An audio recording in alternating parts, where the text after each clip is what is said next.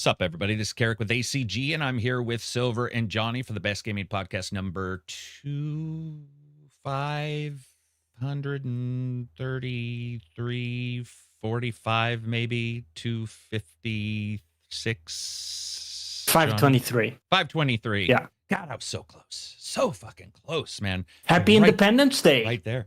Yeah, dude, I fought for it, and I appreciate it. You know, like it was For sure. It was a heavy battle, but you know, we took it in the end. Like in the movie, like with Will Smith. Yeah, or Mel Gibson. And the aliens. Oh, that Independence Day. I thought you meant it was that like Independence Day. Yeah, totally. That's what I always related to. That's what you think because too, that movie was. Yeah.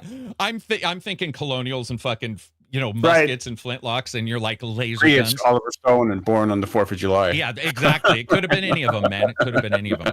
Welcome to everybody who's getting a chance to sit down. We're going to talk about a lot of stuff that's going on in gaming, which of course includes the layoffs at Xbox, the cancellation of the games from the Dying Light developers, unfortunately, which is one of the things that absolutely sucks. I had a feeling that was going to be one of the games that we weren't going to hear about after they announced it, like 3 years ago, a fantasy version of like Dying Light 2. And looks like that one's been put on the kibosh as well as another one. Some other cancellations. We're going to talk about how bad games are made.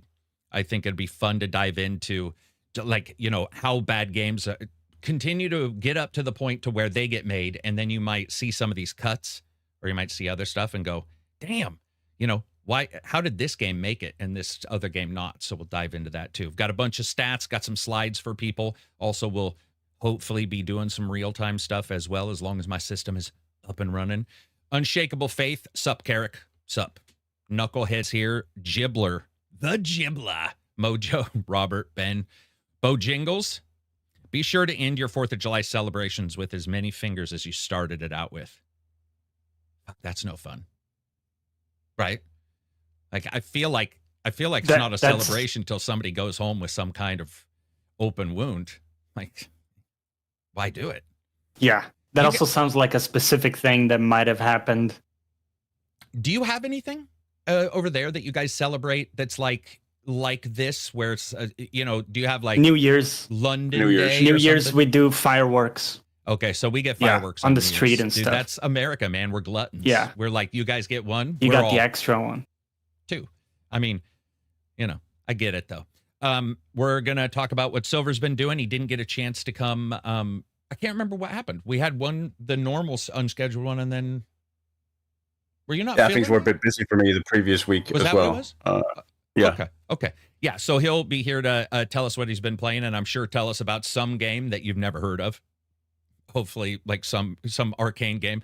Remember when we were talking to him that one day? We were all talking about games, and I was like, "Hey, Silverman, what's a game you've been playing?" And he proceeded to tell us about a game that, I'm going to quote this, and I could be wrong, but he proceeded to tell us about a game that you were on the cell phone with somebody dying, and you were like back and forth with them, like Yeah. And I was Yeah, that's when that got done, I was just like, My damn. Love, I think it's called. Yes, it was My Love. What's it called? My Love. There's a word. Bury Me, My Love. Bury Me, My Love. Is. Yeah, dude, that was crazy, man. About Syrian refugees. Yeah. Are there fireworks on November 5th in the UK? You guys are being asked. Guy Fawkes Day. Yeah, it's a thing. We don't really see a lot of fireworks. There are some, I think, but it's really nothing compared to. Could you 4th guys of just July. like, I don't know, put like a match on one of the thousands of knives you guys have and just throw the knife up in the air? I feel like the UK, in particular London, has a knife issue. Like, we have gun issues. We have a knife issue. You guys have machete and knife issues and battery acid, unfortunately. Like, we all have our weird issues, but damn. Let's see, what else did we talk about? Well, a bunch of shit. So, Silver, it's been since the starting of June. Yeah, 3 weeks, I think. Yeah, 3 entire weeks. Now, I know, because you had been calling me and emailing me and saying, Jeremy, I miss you. I just, I don't know what to do with myself. But how have you spent the 3 weeks? What have you been doing? Kind of crazy. Trying, like last week, trying not to die in the heat. Crazy, yeah. Because we don't have air conditioning here. So, yeah, that aggravates it a little bit. But I've mostly been playing the Switch 2, honestly, since it released. Mostly been playing Breath of the Wild on it in the new remastered state. I'm kind of falling in love with it all over again. Also playing a bit of Mario Kart World off and on a little bit, but it hasn't really caught with me that much. Why do you think it hasn't caught with you? I think, like a lot of other players, I kind of miss the traditional track-to-track format. Okay. Where with the new Grand Prix format, when you start with one track and then you drive to the others and you only get one lap on each of the 3 subsequent tracks, I would kind of like to stay longer with the subsequent tracks. It feels like it's over a little too quickly with those. So on that level, I do kind of miss the old format. Also because there isn't really a lot of challenge in the course-to-course traversal. It's mostly just straight sort of freeway type roads, which isn't necessarily all that exciting to drive on or challenging. Well, that's too bad. I became more excited when I saw some of the previews of the open world stuff. So I was sort of hoping that was like very catchy. Very exciting. I mean, the game itself, I have to say, I mean, the performance of it, absolutely, it's incredible playing Mario Kart at 60 frames per second. Really, really fun. That part of it works exceptionally well. Like as a game, it's really well put together, but it's just that element of it doesn't really catch on with me the same way it does for a lot of other people, I imagine. Breath of the Wild, on the other hand, is amazing on the Switch too.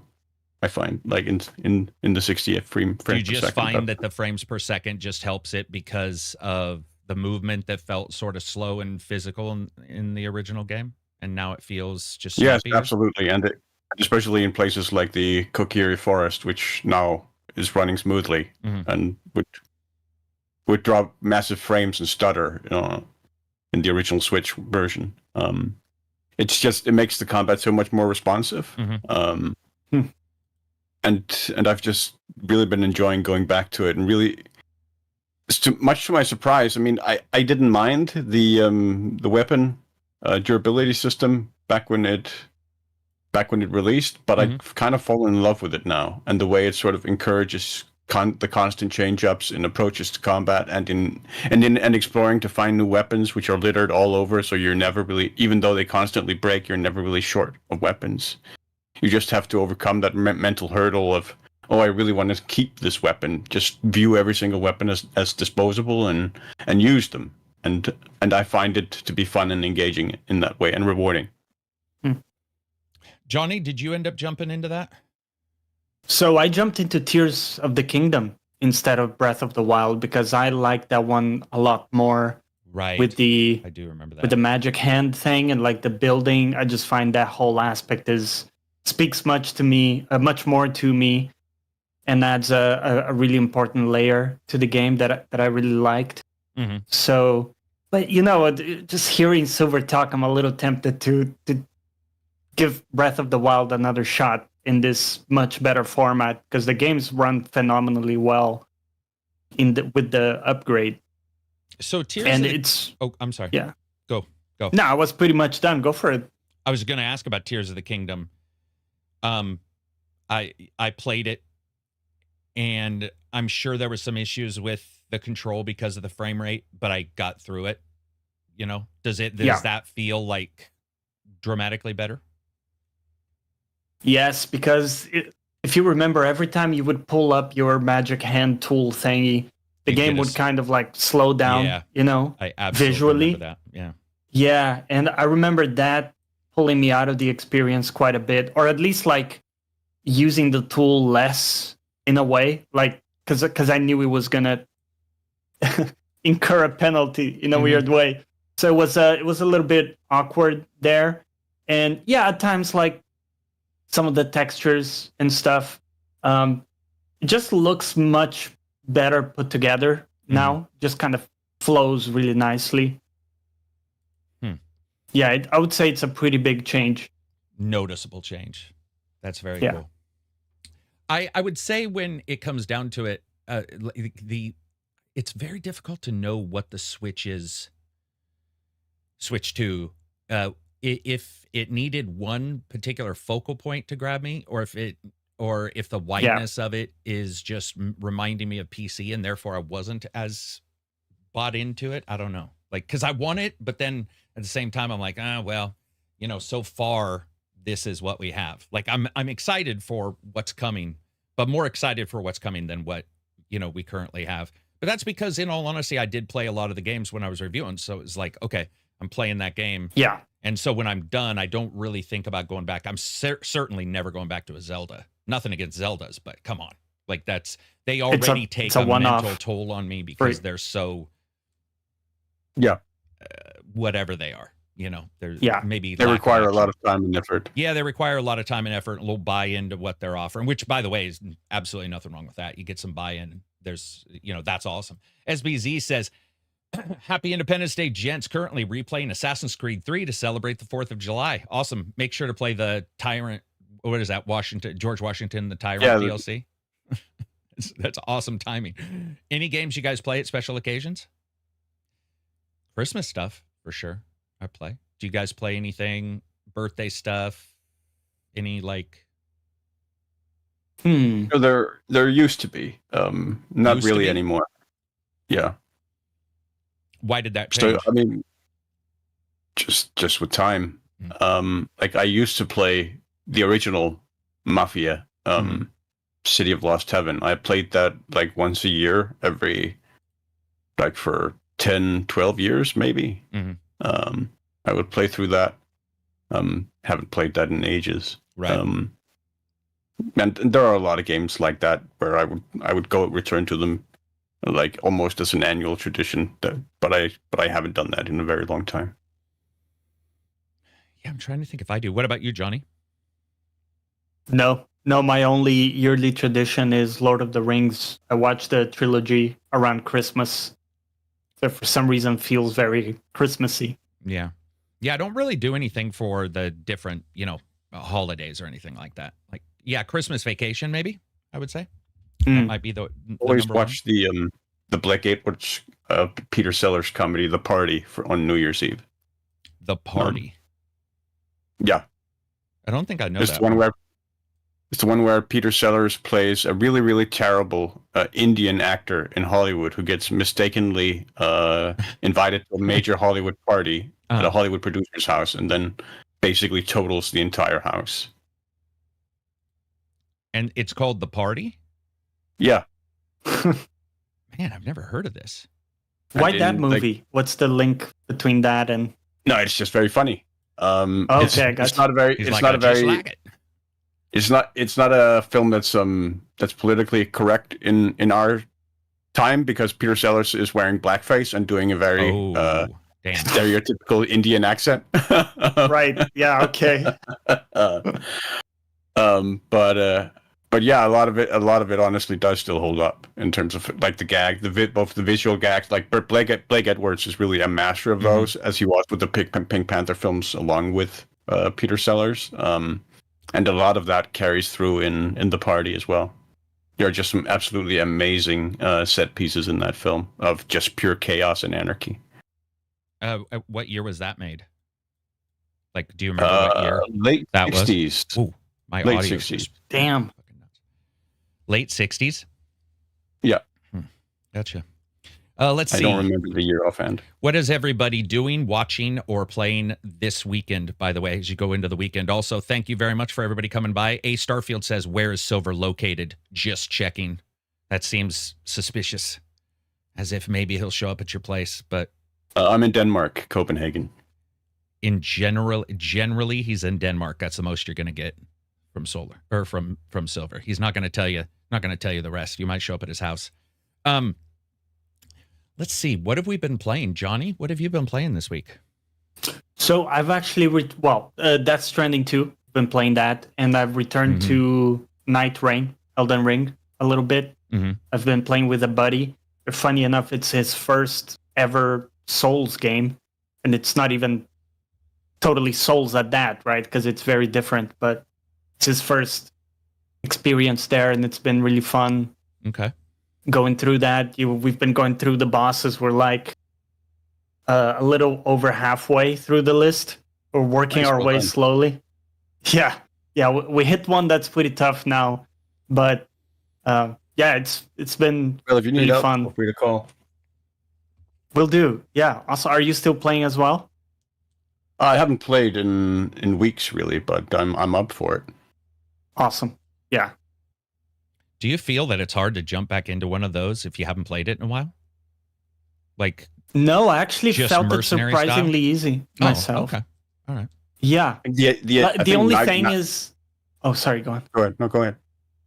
I was going to say the buttons, because I've been playing different games like Stellar Blade and stuff, where like the buttons are completely different. So you go into that and you're like, oh, that takes a little bit. So, Night Rain, I think in particular, is way more forgiving on that front, just because unlike say Elden Ring, you're not popping in right in the middle of the map with no idea of, wait, what was I doing a quest? Where was I? Like, where is it I need to go? There's none of that in Night Rain. You can just sort of pop the framework of the runs really for one run and just do episodic. that. So you don't sort of have to reorient yourself in that way. I did see. I was watching. It was. I think it was Solar. He was doing. No, it was Amutski was doing. He was playing a bunch of, Little Nightmares. I believe it was Little Nightmares 1, but he was playing it and he was sitting there talking about it. And he's like, oh, I got to this puzzle that I couldn't get by. And so I put it down, but now I'm coming back, to play it again. And it brought up that entire discussion of like going back into a game. What kind of game can you jump into easily versus that game that when you look at it, you're like, this is not going to work out. Like it's going to require a complete redo, which I think is why Zelda bothers me a little bit. Because by the time you get done with Zelda, you're pretty good at the fucking game. If you come back in a year and you got the wrong fingers on the wrong buttons, that shit can be rough. What were you going to say? I apologize. Right. I was going to say that was exactly me because I had a save file like 30 hours into Tears of the Kingdom. Right. And like, good luck trying to do anything in the game. Like, okay, now I have to build this thing. I don't even remember what I can do, like what the buttons were. So I just started from scratch because there's just no chance. Yeah, it's definitely a weird one, man, returning to them. It always feels vaguely uncomfortable. It's enjoyable. It's got a little bit of that familiarity, but at the same time, you're like, yeah, I don't know, man. I don't know if I can do this. And then it takes me a while to decide if I'm going to stick through it. Let's see. This weekend, a first play of Elden Ring. Unshakable says. Elden Ring, damn. So what class are you going to go with, Unshakable? Like, or what are you going to build around? I would say build around fists. Just joking. For a first run? Yeah. It is a thing. Yeah, it is a thing. I know it's a thing, but it's a hard thing. When I see people talking about it, I'm like, well, you're a better man than I am because there ain't no fucking way I'm going to be able to do that myself. At least not on the first run. What were you guys' first builds? You guys go with the same Samurai. Samurai. Easy. Okay. Katana Templar all build. the way. Templar. I think for me, I usually just look at what weapon looks good and then try it. And if it feels like it's doing some damage, I'll stick with it. Otherwise, it's like what looks good because it'll be me there running around for so long. I want him to actually look, cool when he's using his weapon or something like that. So I'm always like a little nervous that it's going to absolutely suck. Going with Confessor and Faith build. So Confessor and Faith, that considered. Is that considered high damage? Faith build is going to be a little rough towards the end game because you're going to have spoiler, but there are going to be a lot of enemies who are faith resistant or holy resistant. Okay. Toward the end game. So prepare yourself. But faith builds are popular builds, so can't really go wrong with it. And any build is going to have like times in the game where it's not as effective. Man, I don't even know what most of my builds are called. Gennaro build. Bunga bunga. Just like big stick. No. No, they revolve around generalism versus a focused. I noticed that when we were doing Division last week. Yeah, because I can play alone or with a group. I do pretty fine with a group. Maybe I don't hit as hard, but I live as long or longer. Don't really have an issue, but when I play alone, I can do well. I think it's just sort of the safety mechanism of being like, instead. Also, I think maybe there's a little bit of nervousness in me going back to a game where maybe I had a build I don't remember how to play. So, Yeah. you do get back into a game. You're like, oh man, fuck, this is going to be great. I'm going to jump back into Neo for my, Kirsagama build. And then you're like, yep, definitely not doing that. Like that idea died the moment I retried. So yeah, it's just a different one.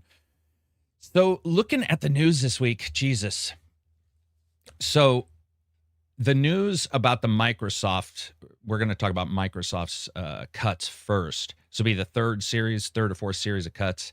We knew the cuts were coming. There was a bunch of discussion about the cuts coming.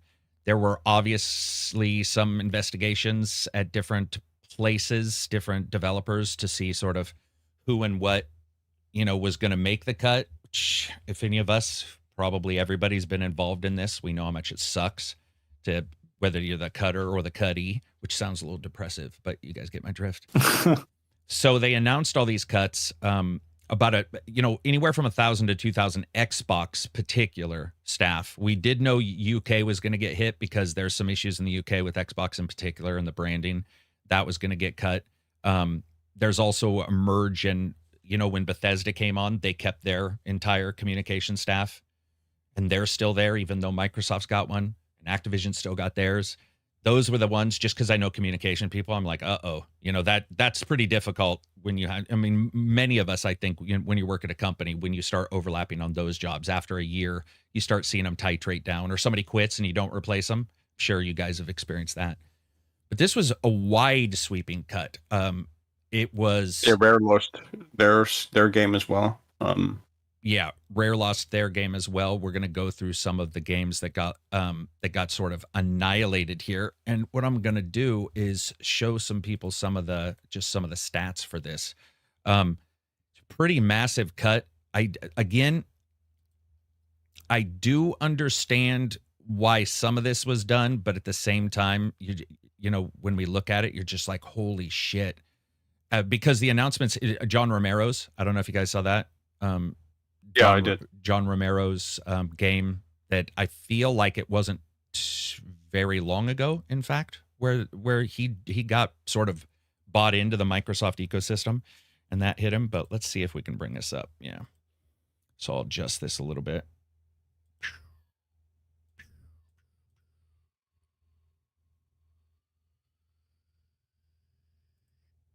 That's you guys.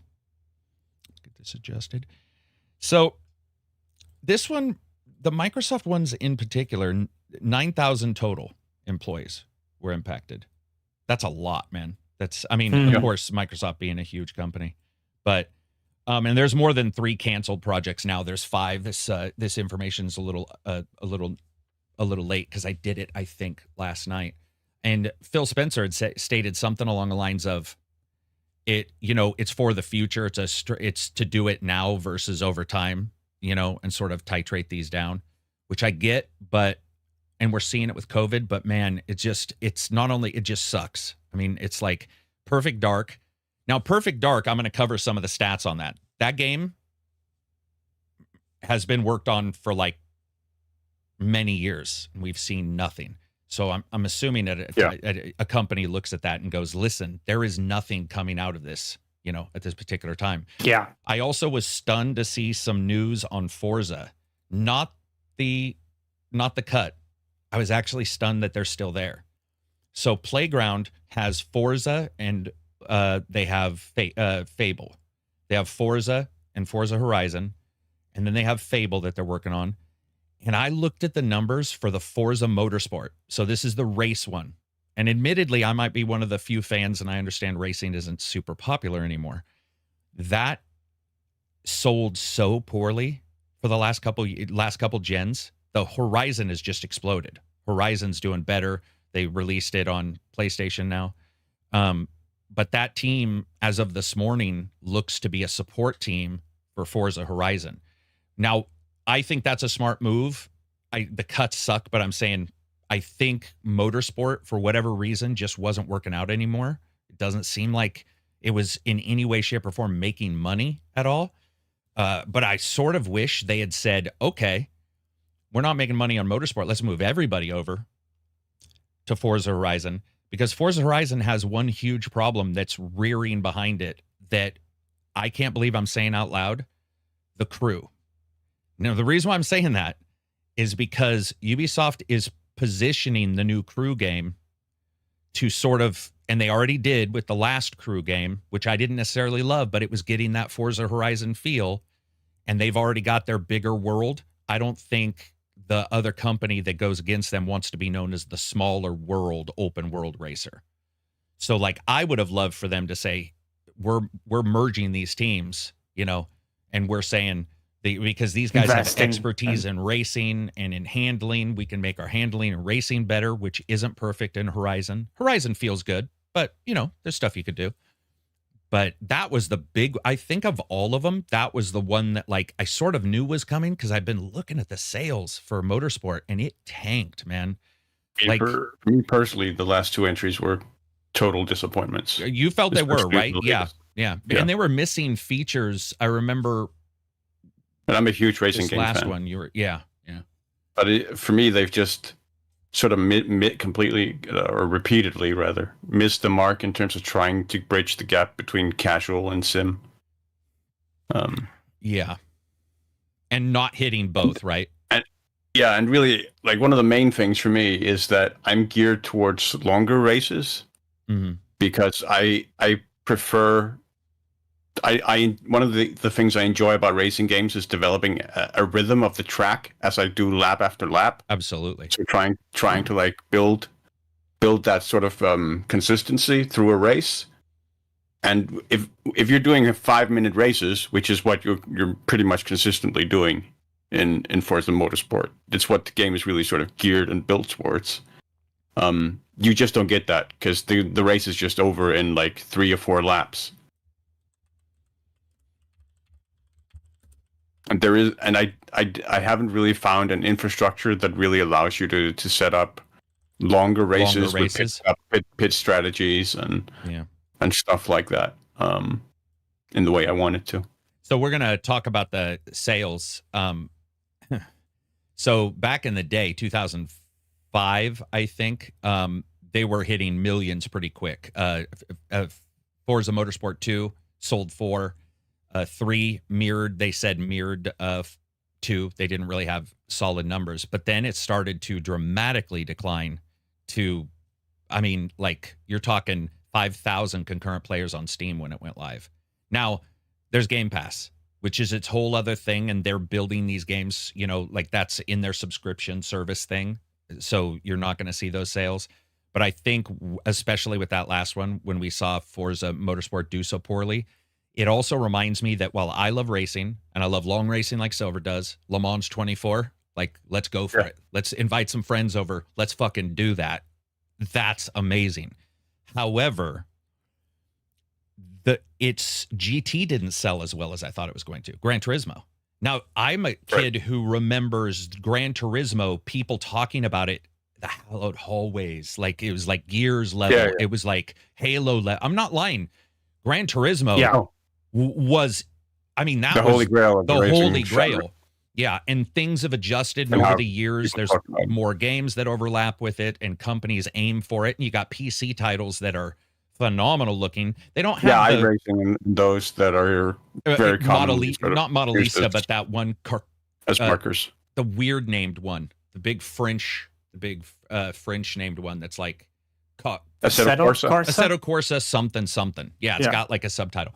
So you've got those, right? And I think it's quite easy. They don't have the polish. Gran Turismo is always going to have the polish, right? And it's always going to have the timers, and it's going to have the badges. Motorsport was more like, we're going to put you in a car that looks like a car you can buy in real life, and it's going to feel somewhat like that. But it only hit when those titles weren't I wouldn't say a dime a dozen, but, you know, they sort of were. And I even noticed it at their events prior to E3 going away, that they were showing it and people just weren't, you know, it wasn't as interesting. I think that one of the last events was the car dropping down from the ceiling, and people were like, oh, this is cool. But they're like, look at the taillights. And they spent like 10 minutes talking about the rendering of the taillights.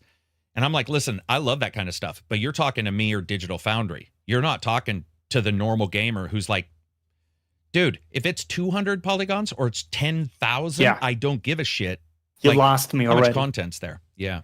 So that one in particular, like I understood, but it did hit. And then the other one was, let's look at this, ZeniMax. So supposedly they were working on another game, and it wasn't Elder Scrolls 2, right? It wasn't like a sequel to their MMO. It was another MMO, right? Is that what you guys heard? Like sort of a possible sci-fi kind of MMO. Like a Destiny style shooter. Yeah, Destiny style shooter. Do you think? Sorry, my dogs. Do you guys think? Apparently, it was so good that when they did a playtest with Xbox executives in March this year, they had to pull the controller out of Phil Spencer's hands. Can I just say something? Is the anecdotal story that's going around that I've seen. I believe that's complete. Dude, I'm so tired of it was so good, or it was this, or it was that. But it is a fun story, and it is a good social signal. And maybe it's true, but I will say Phil does play games. Obviously, maybe you don't see it reflected in these choices, which are not just him. It's obviously also the CEO and overarching. But yeah, I never believed that shit, Solar. You know what I mean? I believe he plays games because I've actually listened to chats he's been in while playing games. It's him playing, it's like, okay, that's real. But I don't know. I would hope so. I would hope he was that interested in it. And it sucks because I don't know about you guys. I feel like Elder Scrolls Online is great. Tamriel Unlimited or whatever, fantastic idea. But it's old. It was Xbox One, and it feels old, and it's certainly built in an older style of MMO, even though it's got more of the action combat facility that we see. It just sucks because I don't think that can continue forever. I don't know what their plans are for it, but I would love to see something new from them. A shooter that was like Destiny style. Agreed. However, guys, listen. Can we all just agree though that if it was going to be a service shooter, they would also have the negativity of it being like that? Oh, undoubtedly. So at some point you are looking at like maybe they cut it early because they're like those games aren't doing well right now. Yeah, there is no place. It's very much a possibility. Yeah, they're seeing Marathon and all this distaste for. And there's this type of game. Guys, there's a distaste. I posted a video yesterday that wasn't even an extraction game. It's an online always shooter where you have your own bases and there's nothing about micros. It's just an online always shooter. So it's like Arma if the server was always up. That's pretty much it. And the amount of hate I got on that tweet was pretty impressive. Like I was like, okay, man, people DMing me, why are you pushing service games, blah, blah, blah. And I was like, dude, I literally just said this game looked good. Like that. I like the idea of having my own base in an open world that never reset because I like Division, which is somewhat like that. They're not all going to be bad, right? They're not all going to be bad. No. We want to see improvements. Otherwise we're going to sit with the same shitty games and just be like, yep, still shitty. Like that would be the life we would lead. Some people, also, that is what some people want. Well, true. No change. Oh, true. Sorry, I've got the screen up for the thing here. So anyway, let's get back to the Xbox stuff. So moving on from there, we're still talking about Xbox, but moving on from that, the initiative was closed. Now, guys, it's been forever and nothing has been shown. So I don't know. We saw one like trailer from them. Some people said it was fake. The trailer was solid, but even then, like when we saw it, we also said, I wonder if this is actually going to be like, if this will actually come out. But it's looking great. Yeah, I thought it looked great. You guys know me, Deus Ex, Shadowrun, Cyberpunk. I couldn't more be there. Like to me, that absolutely could not be more the original Perfect Dark. And the original Perfect Dark, So which was basically a kind of sequel to GoldenEye. Right. Yeah, and use the same engine and everything. And look, I thought looked great back for the day. But I was excited for this one. It was stunning to me that in 6 to 7 years, nothing was really there, which that does show how long it can take to make a game, how long it can take to make a big game, how long it can take a big game to be made during COVID. And then you add in just changing ideals of what a big game is supposed to look like and the idea of how much leeway we're going to get with a big IP. I do think that Perfect Dark would have been a great title if Microsoft's going to go multi, to have had them go, hey, that's not even our IP originally. It's Nintendo's, or Rare's. You know, we bought Rare, but it's like this IP that wasn't on our systems. We didn't exist then. It'd be great if they could have been like Switch and, you know, PlayStation. We're all going to be playing Perfect Dark. And that one hit me, man, because, yeah, we did talk about it behind the scenes that, you know, is that real? But at the same time, you're like, I hope it is. You know, yes, you're absolutely. You're sitting back there going, and, you know, did she smile at me? Did she like me? I think she might have liked me, because there's always hope. Humans are good with hope. And I did. I hoped that game. I hope that game was going to be there. So you're saying there's a chance.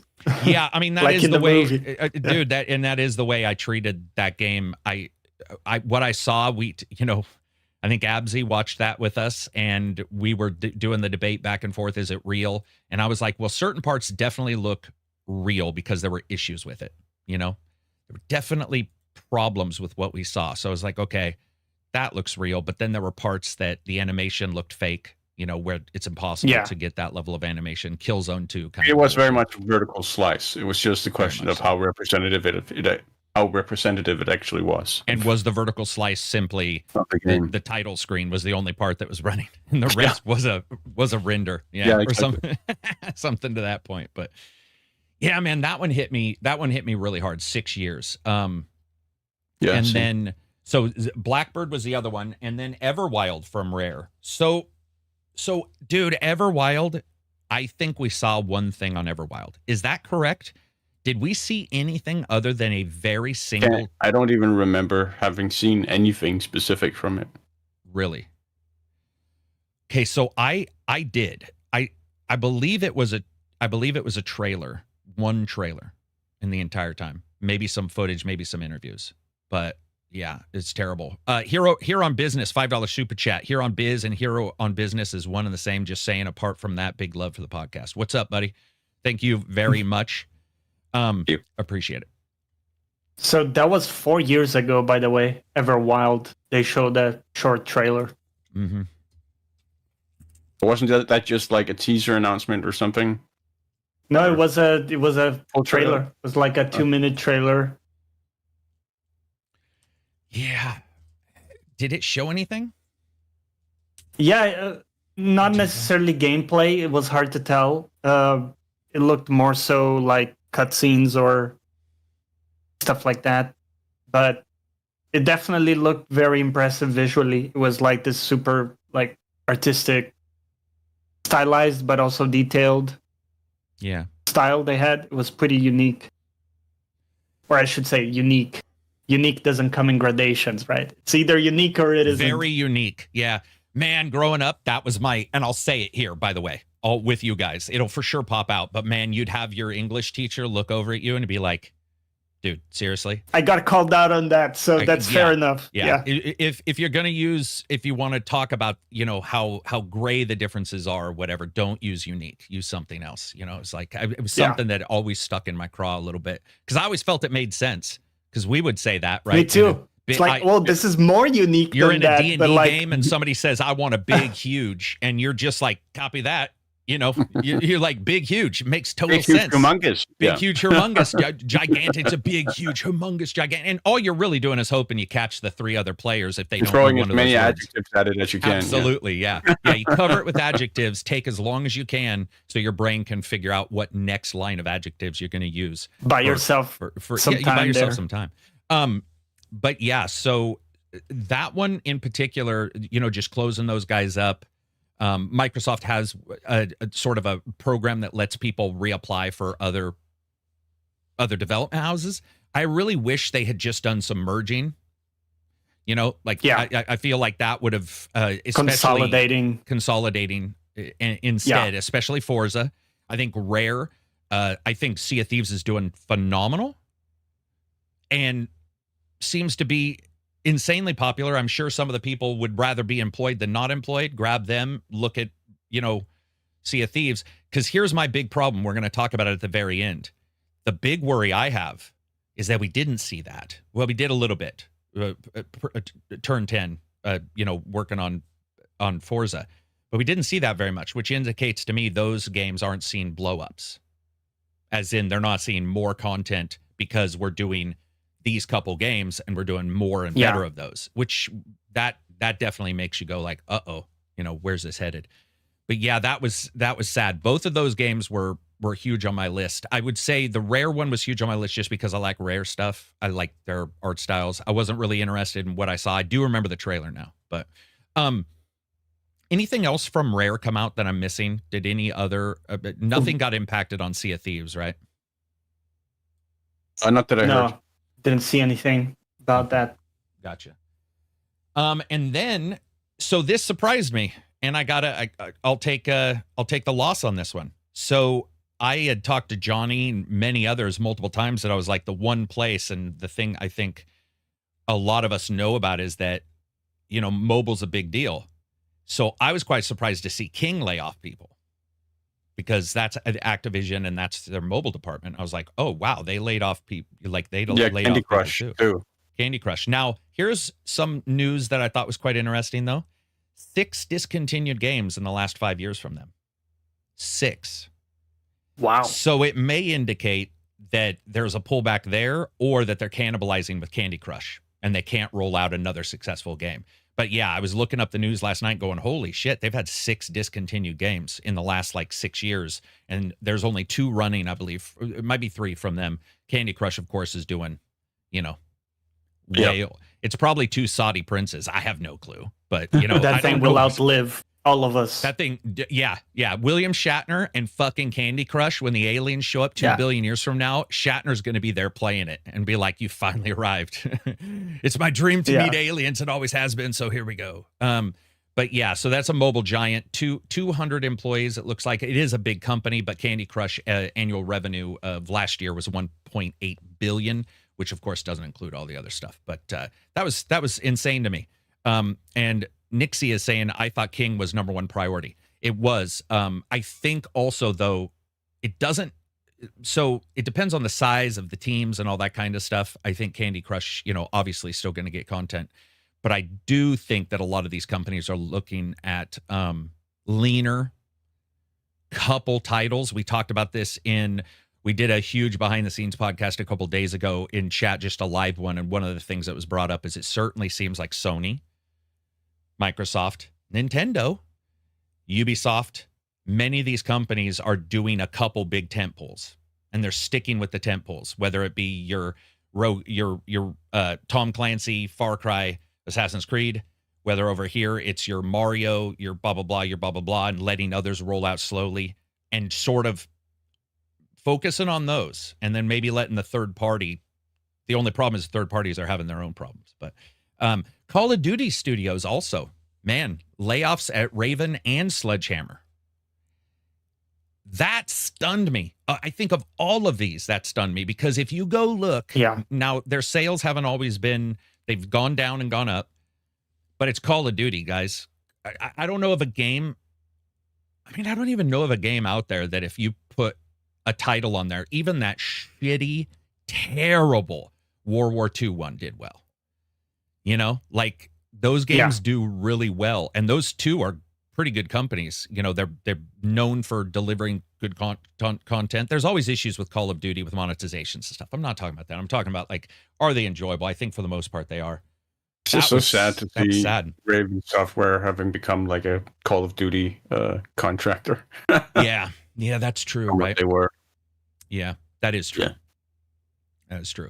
That hit me pretty hard, man. I think, and again, shout out to everybody who lost their job. I hope to God you guys find stuff ASAP, because we need you. We need you making games. Yeah. Aver Green says, what happened to Absy? All right, let me repeat the story from 2.5 years ago. Absy could not make Fridays because he now lives in a place where it is currently 11:30 at night. And then Wednesday, I don't do the podcast anymore. I do love that. But he comes in and streams. What were you saying, Johnny? Did you see that CDPR commented on the layoffs, and they said that like there are open positions for people at CDPR for Witcher 4 and stuff? I did. I saw multiple companies stating, we have one spot or two spots. They weren't saying we'll take all your, they weren't like going up there like the Bible and being like, we'll take your poor and your say it wasn't, or what? No, sorry, that's America. They didn't do that. But I definitely saw CDPR. I saw multiple who stated, which is great. That's the thing, right? Like, and the thing about these layoffs is everybody knows, so people are gonna know each other, which is also awesome. They'll use LinkedIn. A lot of networking going on. A lot of networking going on, and all the power to them. And we're gonna definitely see some of these smaller companies try to get more funding because they'll grab a couple of these people. I know one company in particular who has 6 people making a game. They're just starting. But this kind of stuff happens, and they do look at, do you grab a big name who wants to work on a smaller title or wants some money? Honest truth, people like money. They like to eat.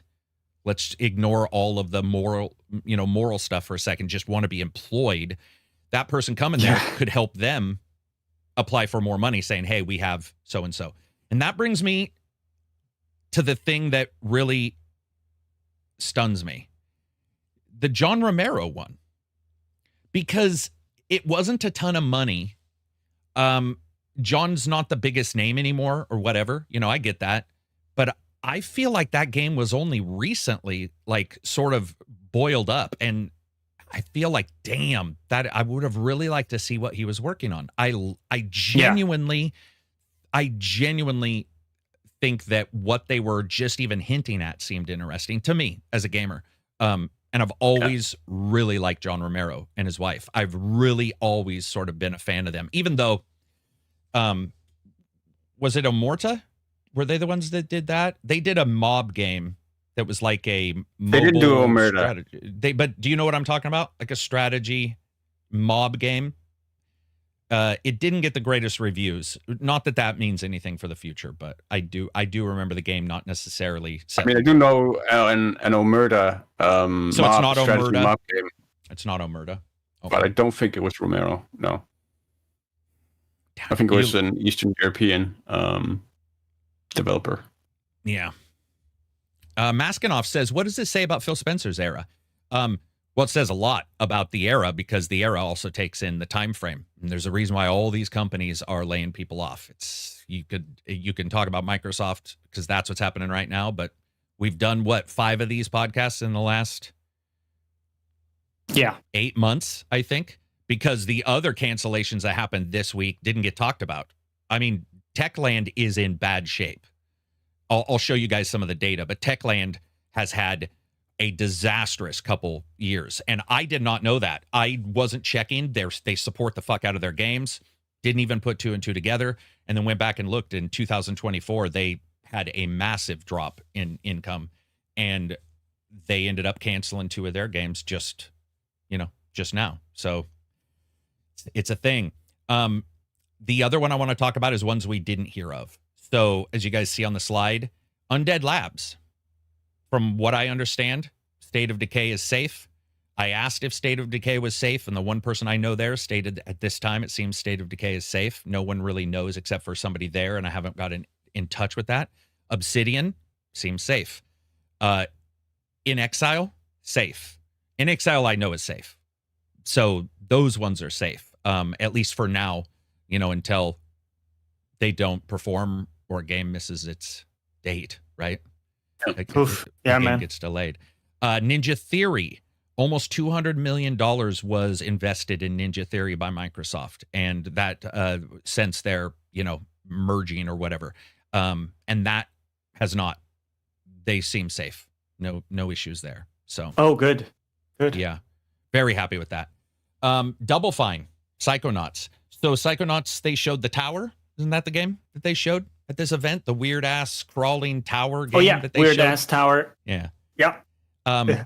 Also, when I went and talked to somebody who had been at the event and knew all the titles on the last event that Microsoft had shown, apparently every one of those games is safe, which does indicate to me this is a longer time coming than what the announcement feels like. I think the announcement surprised people, but it's like those just magically are all safe. You know, now that could be proven wrong, or that person's information could have been wrong, but I did check into it.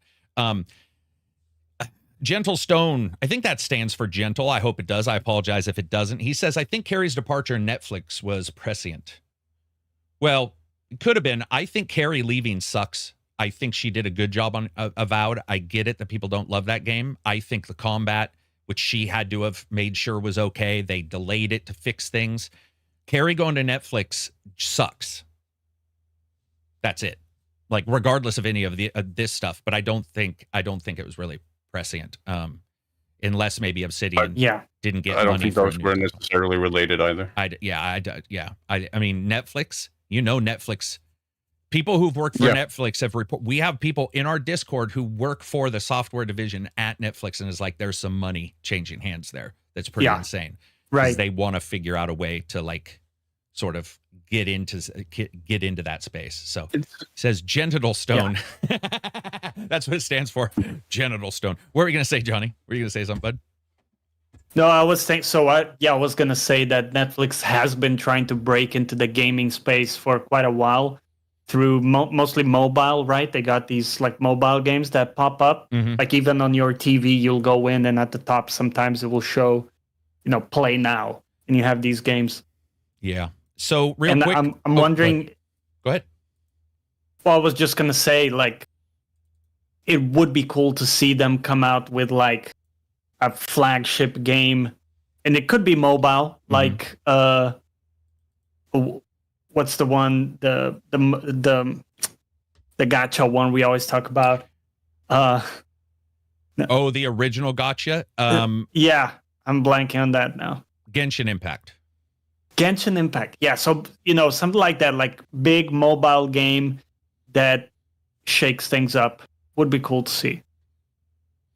So we also have some data here to go through. Ninja Theory was acquired in 2018, Obsidian 18, Playground Games 18, Double Fine 2019, Bethesda 21, Activision 23.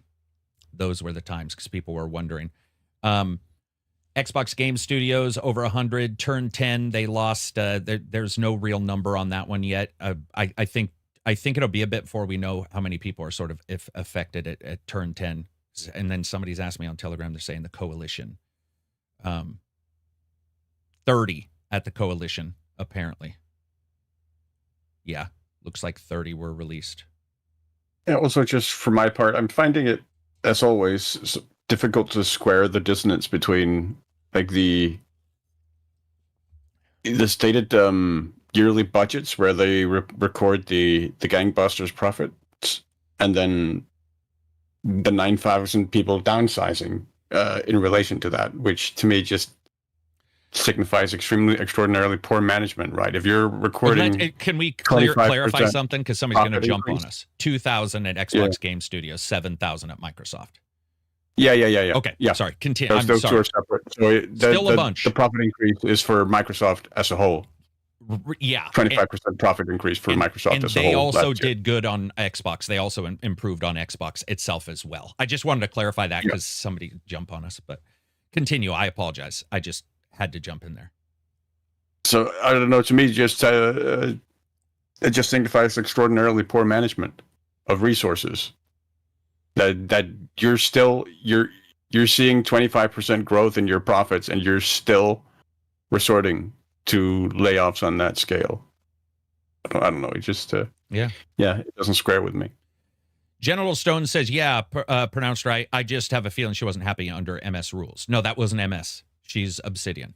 So there's no real.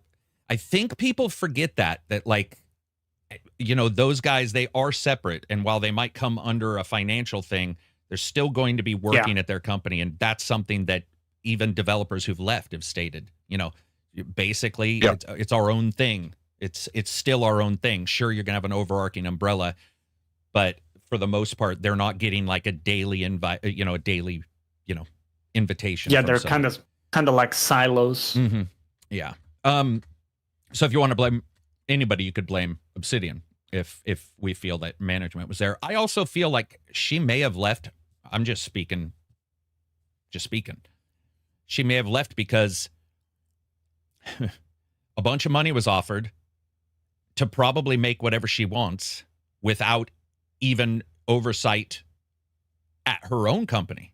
Like, I'm sorry, but if that was me, that that would be very hard not to take. And when you just get done with the title, a title that, by the way, is critically well received, very well received. Whether the game, a lot of gamers had some social issues with it and stuff like that. But I'm just saying, from that side of things, you strike while the iron's hot. And if your resume is hot, that's your moment. That's your moment, right? Yeah, that's your moment. But I agree with Silver that that all these companies are reporting huge operational growth. But at the same time, I do see these companies not release anything for 8 years. So it's difficult for me to, here's what I'm saying. We all agree AAA development is in trouble in the way it makes games. I don't mean in trouble like it's collapsing, because we have companies who are announcing AAA games, but shrinking for sure, 100%. But then Netflix is growing theirs. So again, we do have still some people doing it. AAA gaming and making them, and the cost is insane. So that's a real issue. But also, dude, the amount of time some of these titles are taking shows, I think, a little bit of worry on, like, whether it be CEOs or whether it be whatever, that they're not going to hit strike when the iron's hot kind of thing. They're going to miss the extraction window for when extractions are popular, right?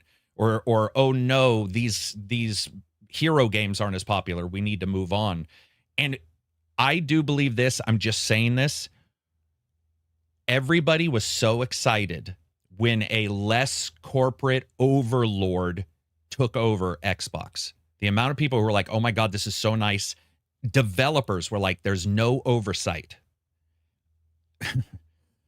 We've talked about this before. That's like working from home and you don't have any goals during COVID. And suddenly in a week, you're in your underwear and you haven't showered and you don't know why. Like, I do wish there was, it's obvious that there's, like, if milestones are being missed, man, you got to figure that out, right? Milestone being, we need to deliver a gray box level here. We need to do this. It needs to be able to do this.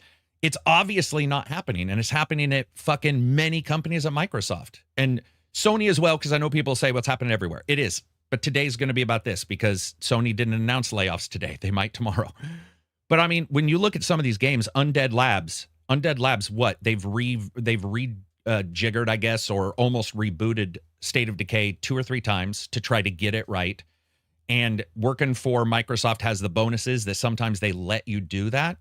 But I'm sorry, sometimes you got to work through the hell of figuring out what to make work that's in front of you versus, and you know this, Johnny, you might be working on some software and you're like, well, we could switch to a different thing. And you've always got some smart people in the room going, whoa, wait a minute. We've done a bunch of work to get here. Are we sure we want to jump? Are we sure we want to, like, destroy everything? It's rough, man. I mean, it sucks. It's like you look at this stuff and you're like, I really wish Phil was way harder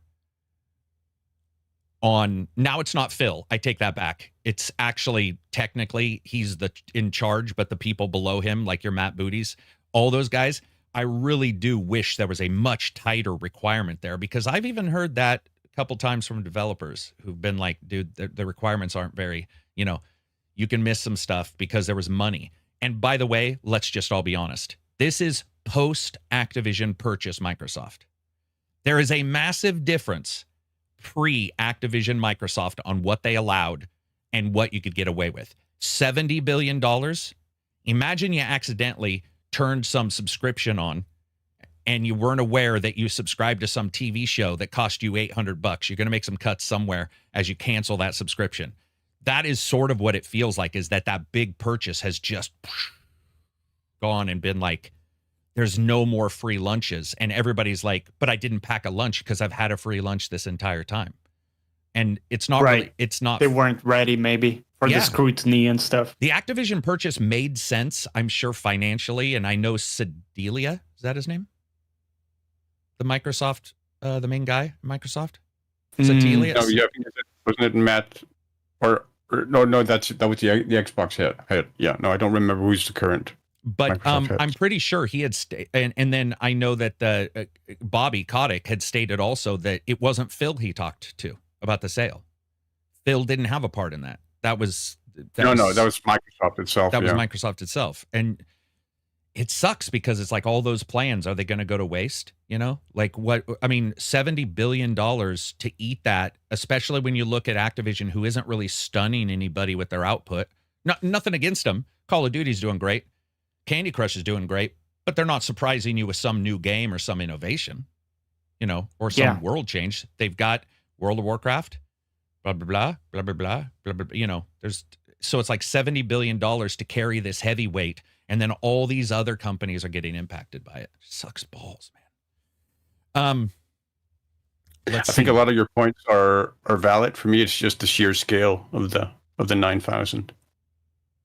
Oh yeah. So yeah, and if we do say the 9,000, so for a second, ignoring in total, for Microsoft and looking at Microsoft itself, yes, and you know what that is, of course, guys. Of course, we know what this is. Ignore Microsoft Xbox part for just 1 second. 7,000 people, third series of layoffs from Microsoft, first one that hit Xbox hard. So this one hit Xbox harder than we're accustomed to. Those guys have had 3 or 4 massive layoff waves in the last 2 years. Humongous layoff waves. And we know what's going to happen, man. We know what's going to happen. A lot of this is AI. People putting money, just like NVIDIA is starting to like their cards. You're looking how, guys, let's say it right now. Do we think NVIDIA will be making consumer level graphics cards that are like top of the line and have new technology in the next 5 years? I'm going to say I seriously question if they will, because they're making their money on AI. I mean, it's all the investment money has left games and it's gone into AI. And yeah, the incentive is shifting very quickly for that. Yeah. Fucking sucks. Let's see. What else do we got here? Yeah. Not much else. Brain drain is probably the big thing I'm worried about. All that knowledge. You know, with I mean, Perfect Dark, Rare lost one of their major veterans of 35 years. One of their major game directors. Yeah. Left. Yeah. Damn. True. What were you going to say? Go ahead, Johnny. With Perfect Dark, I wonder too, because we saw very little. We only saw that clip. It wasn't clear how much was gameplay. A lot of the times when we see like a game canceled, I always wonder, it's probably no coincidence that we didn't see a lot of the game. Because in my mind, it's always like, was there much of a game there?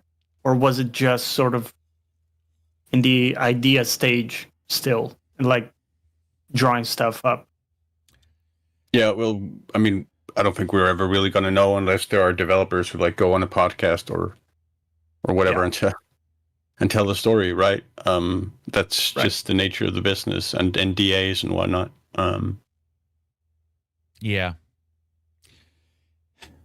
I mean, dude, it's just all over the place with the layoffs, man. It's like I feel like every month, you know, Sony has sort of absorbed like a fucking absorbing your twin. They've sort of absorbed parts of Bungie, and Bungie is this shifting miasma of fucking of ideas. And I mean, it just, when you look at it, you're just like, dude, I don't quite know where a lot of these companies are going. By the way, small companies are dying out too. This is the other thing. It's very easy to be like everybody, or just the big guys are doing it. Small guys are dying out too. The investment money. We've had investment, video game investment bankers, video game investors state very clearly they are not giving money into games. And these are guys who don't work in the industry in the traditional sense. But yeah, it sucks. I mean, if you look at their output too, like let's look. So I've got a little list here. Starfield did way better than I thought. Starfield's in, you know, above 500 million. So it's like, okay, that's way more than I thought. But then you look at Forza, that game just didn't do well. Hi-Fi Rush, didn't. I mean, they stated it had better numbers than they expected, but their expectations supposedly were actually low. So you can say this did better than we expected, and then what you it's like saying a percentage. That's 10% more. And if you don't know what the original number was, that is absolutely useless. By the way, thank you, Moltov Michelle, for that discussion. 5 years ago, we had a discussion about percentages in my Discord because people were just spouting off percentages one day. And she was like, I just wish that people would understand without the initial number. And you're like, you know what? That's like, obviously it's fair. We all know that, but you forget about it. Redfall.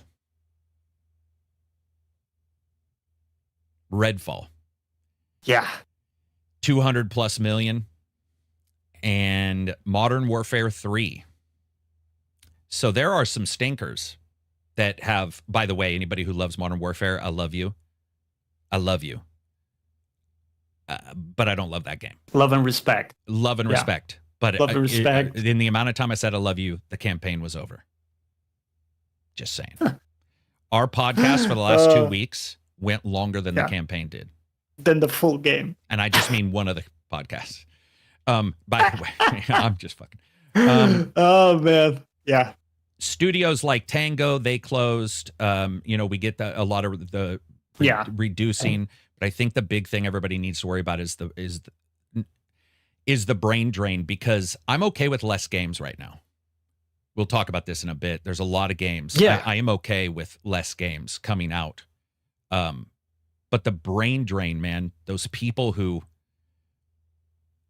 somebody meets somebody at a GDC and they start talking and they come up with this awesome idea and they're like, hey, we could do this, and they end up making some new title that, like a rogue or roguelite or, one of the various, what's the free to play with the cars where you drive around and hit a soccer ball? Rocket League. You get a game like that that just catches on. Yeah. So, I mean, I hope those guys don't leave, but I don't know. Isn't Expedition 33 a story of like ex-devs from, was it Ubisoft? They got together and that was the start of the dev group? Yeah, ex-devs and then people who hadn't dev'd. I mean, there's something that's sort of, listen, I like the game, but the weird-ass thing that goes on around that title is really weird. The lies about how many people worked on it. The idea that it's like, oh, this is a completely different Genesis than any other game. After studying it, looking at it, in fact, there were videos released here in the last 4 weeks where people were like, here's how it was made. Not surprising, not stunning, and a great game.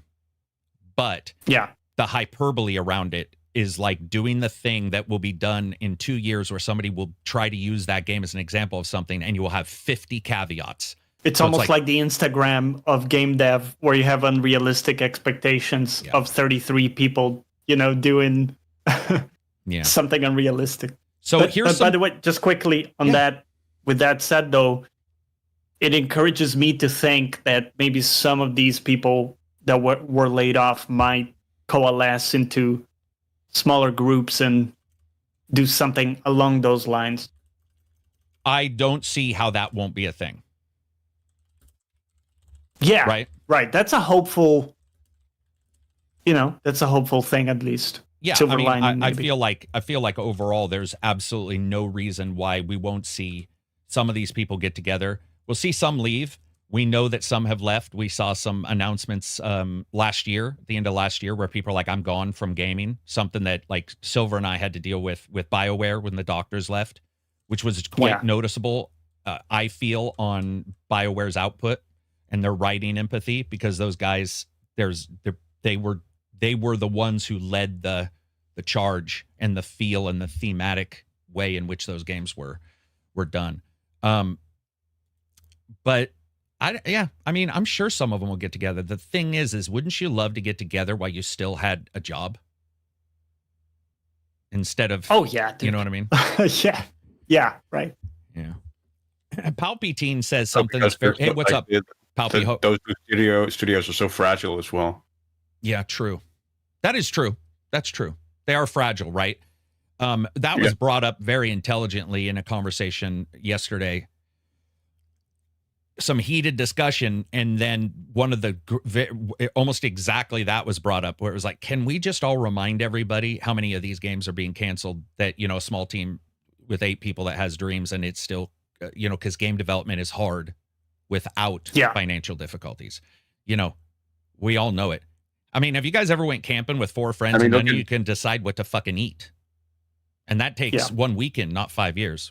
Go ahead, Silver. And look at Leslie Benzies and his mind, whatever game. Well, we're going to talk about the old. Let's jump to Mind's Eye for a second, dude. Mind's Eye. So listen, Mind's Eye comes up, gets released. By the way, anybody who has questions about Microsoft or wants us to talk about something, put them in the chat right now. We will. We're going to jump to Mind's Eye just for a second. The Mind's Eye thing, to me, is game comes together. People try to make a game. Game doesn't work. That's it. Pretty simple, and it happens. The discussion around Mind's Eye is game people get together, decide to make game. Bigfoot shows up, flies away with all of your data in a fucking UFO. Game turns out to be shitty. I mean, have you heard the stuff they're talking about where, like, they think that people are after them and have paid off people to talk bad about? I mean, Leslie said it. This yeah, that I have heard. The director, that Rockstar has been trying to. That's what I said was Rockstar. They won't say who it was, but you know, he sued them for. Yeah, the implication was pretty clear. Yeah, it was very clear. Somebody, you know, so this started with one of their guys in their Discord who was saying, "Oh, this is for sure what's happened." Blah blah blah. They're paying people to say bad stuff. That has happened, not necessarily for games that I know of. But I've actually been witness to and have proof of that happening outside of gaming. So like, or outside of the creation of games. That kind of stuff happens. It's super rare because it would require a hate or a, you know, that's a smear campaign, right? We'll go that far. Yeah. Animosity. But then Leslie yesterday said the same thing. And I remember just being like, damn, you double dipped your toes in the crazy. Even if that's real, it doesn't change the state of Mind's Eye, right? And that's we had some people in our Discord who I had to tell them 15 times because they were like, oh, blah, blah, blah, blah, blah. And I'm like, you guys don't understand. They're separate issues. They're completely separate. The game is the game and was not good. And people who play it and don't like it are not paid. They're gamers in my Discord that have a hard time drumming up $5, you know? So maybe you could say they got paid, but hopefully they would raise up their cost of, you know, I don't know, raise up the cost of their patron. They don't.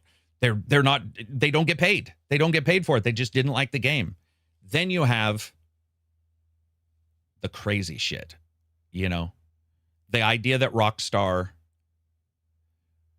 would care, and the idea that Rockstar would, or somebody at Rockstar, which is the implication I think we all got from the multiple comments, is that I would imagine it's probably Hauser, since there's some probably bad blood between Benzies and Hauser, I would imagine. Can I just say the ultimate revenge is one that you have no hand in. Watching somebody fail and crumble when you don't have to lift a finger. I don't see why those guys would lift a finger. That game didn't look like it was doing well for a long period of time. I've been wrong before. Guardians of the Galaxy didn't look like it was doing well and turned out to be great. But dude, the idea that they would go and pay to like crater that or have anything to do with it and try to pay off creators or pay off random people on Twitter. Yeah. Damn. I have no idea. I don't think it sounds likely, but on the other hand, I've also learned long since not to underestimate the capacity for human pettiness. Yeah. Anything can just happen. Being petty for resentment. Like what I'm saying is I don't see the end result, as in I don't see anybody who suddenly has or came out of the woodwork to do that for that game that's a creator that magically appears as if money exchanged hands or something. I mean, you could here's how it could work. Let's dive into let's bring the UFOs in for just a second. Let's pretend this is all real. Here's how you do it. You don't ever promise money. You promise access to GTA 6 testing and GTA 6 early for code. Now that is enticing. And it doesn't have a money trail of any kind, right? You've got your email, tracking. That's it. Quid pro quo Yeah. situation. Yeah. That would be the one place where I could see this happening. That's straight up UFO shit though, right? Like that's buying off on that. Yeah, I think we're like tinfoil area. Yeah. Because also most of the time, like we always talk about, ineptitude is a much better explanation than malice for a lot of these things. Yes, like for sure. Like quite likely they screwed up in parts of the development of that thing, right? It's undercooked. It's got a lot of problems. Yeah, it's not even something you can't make that up in a way. It's there. Right. It's in the game. Yeah. That's because gaming in particular has become so social signaling heavy. It's like everybody is the downtrodden. And sometimes it's like, no, man, you don't have the talent to put it together. It happens. It sucks. Yeah. You don't want to hear it. And it's tough. Yeah, it sucks to hear. It sucks to hear. It sucks. And we know, come on, guys, we've all heard it. Whether it be a family friend, an uncle who finally says what your mom and dad don't want to say.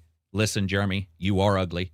No, I'm just joking. But somebody, giving you what I consider to be insanely good advice that probably hits. It's like, hey, wasn't good enough. Wasn't good enough. Yeah. And as I joke around, frankly, if that's your best, maybe you ought to keep that to yourself. And you're just like, damn. I mean, shit. Okay, maybe there's a more productive. There's probably a better way to say it. Better way. So I asked people if they had any other questions, mostly just comments. Let's see here. 2045 will be a great year. I asked everybody what the best year would be, and I put 2025, 2023, 2022, and 2045. 2045 is currently That'll be the year. That'll be the year. Let's see. Bloodborne 2 will be in 2045. You wish. Just wondering why Absy isn't on here anymore. Yeah. There we go.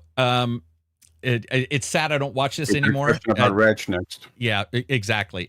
If you don't like us anymore, I would say one person to watch is Happy Console Gamer. Does fucking tremendous stuff, and then writing on games, tremendous stuff.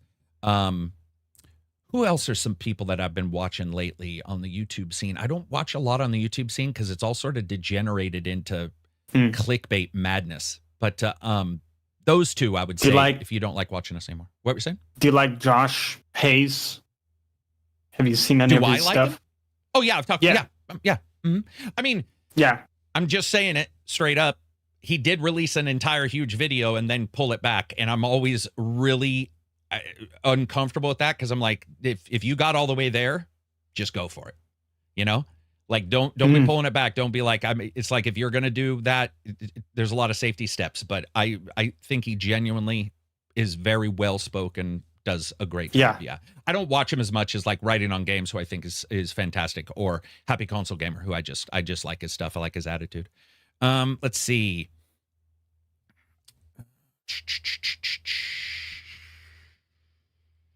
There's a lot of YouTubers who sensationalize, make clickbait thumbnails, and exasperate problems. That is true. Christopher says, what was more broken on launch, Alpha Protocol, Mind's Eye, or Cyberpunk? Okay, listen, it's not even in the same. Alpha Protocol is pretty buggy, worse than Mind's Eye, but Cyberpunk takes the cake. It's not even in the same. It also depends like where you played it, but console, I mean, the game didn't run, right? The game ran like shit, but I did PC. Yeah. And that game was, I mean, it didn't even have the stuff they said it would have. And I think that's what caused some of the bugs. We were talking about this recently. So I think some of the stuff that was missing probably caused bugs because the scripts were trying to run and they were missing. The things they were calling, a little bit like if you grabbed a mod for Morrowind and you got the did you guys ever get the exclamation point? You try to load a mod in Skyrim or whatever, it'd be like a yellow exclamation point. Yeah. Your gameplay system is not there. Yeah. Let's see. Woodpit says, I suspect a lot of content creators on X are being rewarded for shilling. I don't get any of that on my X, so I don't know what that means. what you would shill and get paid for, how you would even get paid for it.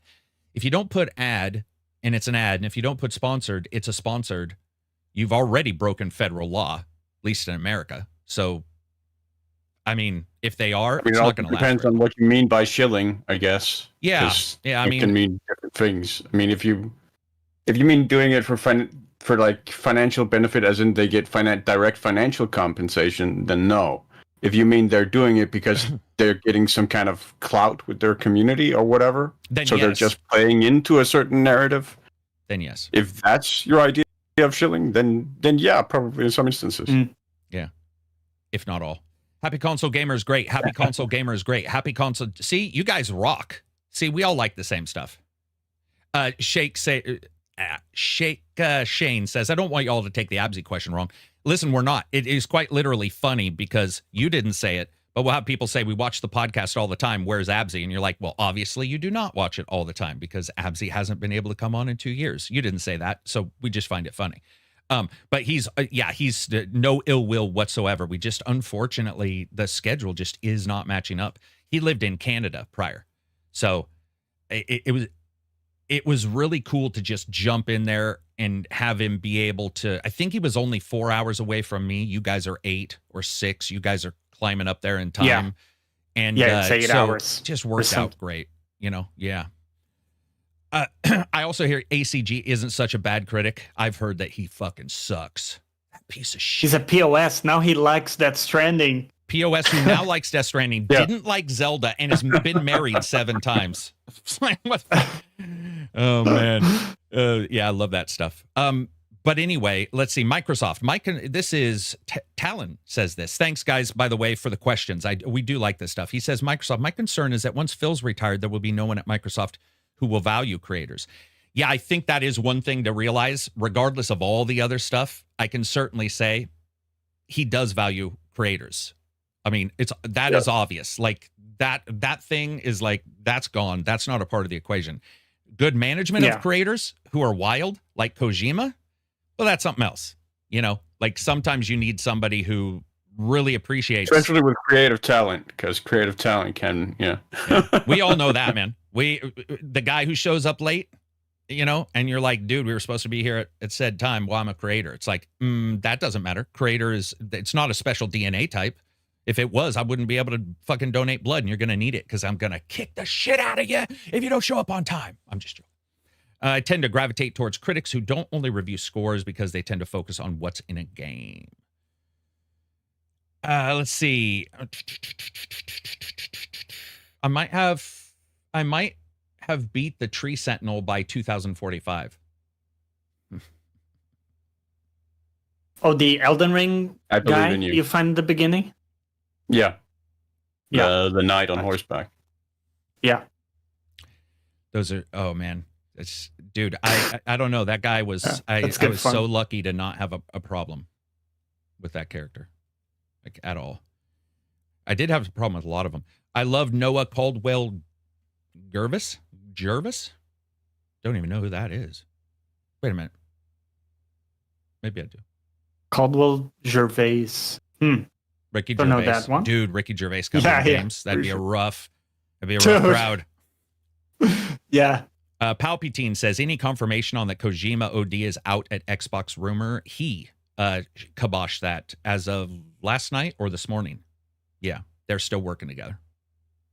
Faux show, still working together. Who knows for how long? I'm just joking. Like, I don't want to throw any like more paranoia on everybody. For now. Yeah. But in the midst of all this, Helldivers 2 randomly gets announced that it's coming to Xbox. Now, that was not what I expected. It matches up with what some of the leaders at Sony had said about first party, or their version of first party, growing on multiplat, even though then you'll hear somebody else say, we're not doing multiplat. It's hard, it's like, I'll just say this, believe no one when money is involved. Yeah. Right? So Helldivers 2 coming to Xbox, crossplay, man. It needed it, right? We would be sitting here bitching beyond all belief if it didn't have it. But as my background just switched between the two, that was pretty cool.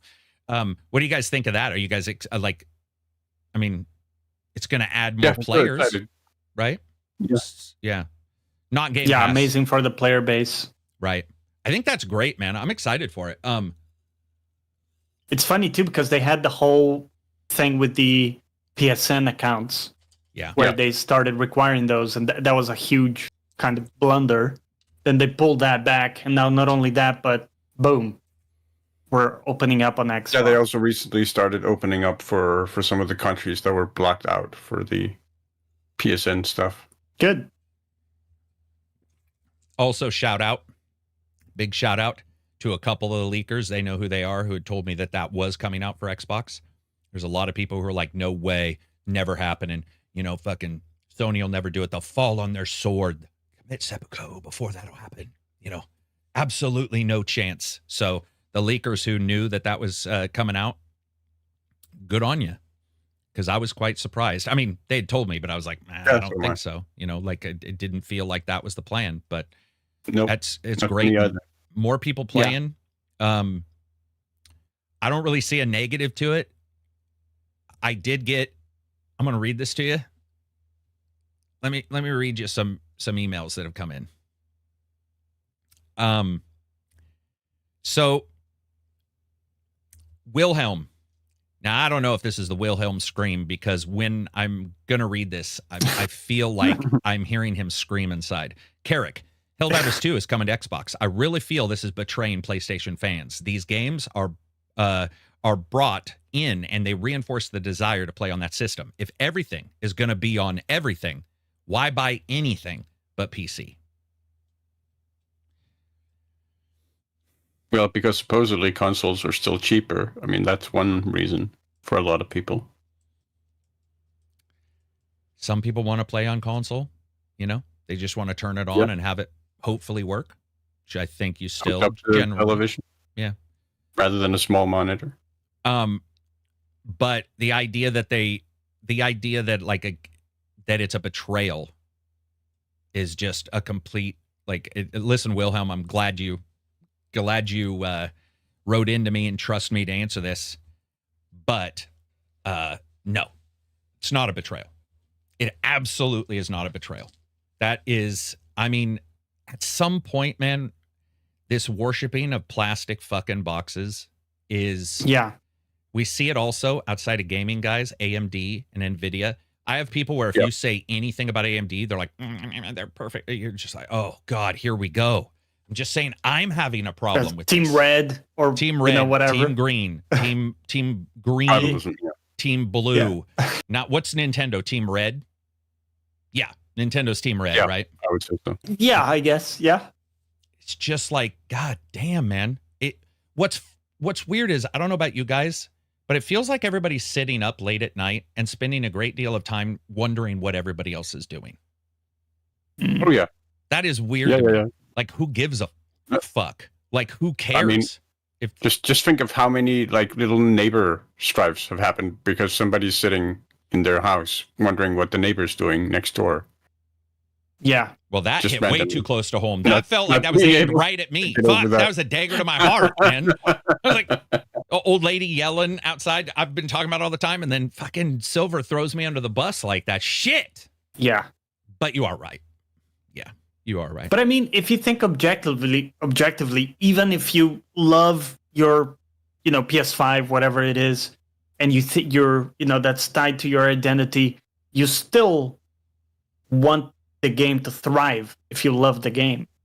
And so just having a bigger player base is going to objectively help your experience playing the game. That's literally going to benefit you. Yeah, right? I agree. I think that I'll just throw this over here so we can look at it. I think that generically it helps, but for whatever reason, these are starting to be treated, not starting, but they're being treated like teams, like sports teams. And the problem with sports, it's a win or it's a loss for my team. Right. But the problem with sports fans is if they're like, this is the best quarterback, or let's say this quarterback sucks. They play in a Super Bowl. You hate the other quarterback. You're like, he sucks, and they lose the game and you're happy. You're like, they suck. Next year, the coach for your team gets that quarterback. And now you have the moral dichotomy of going like, how do I lie myself back into thinking this quarterback is good? Because now they're on my team. And I do feel that it's like, why would you say the thing in the first place? So with Helldivers, I was looking up some of the data. Supposedly 15 million sales.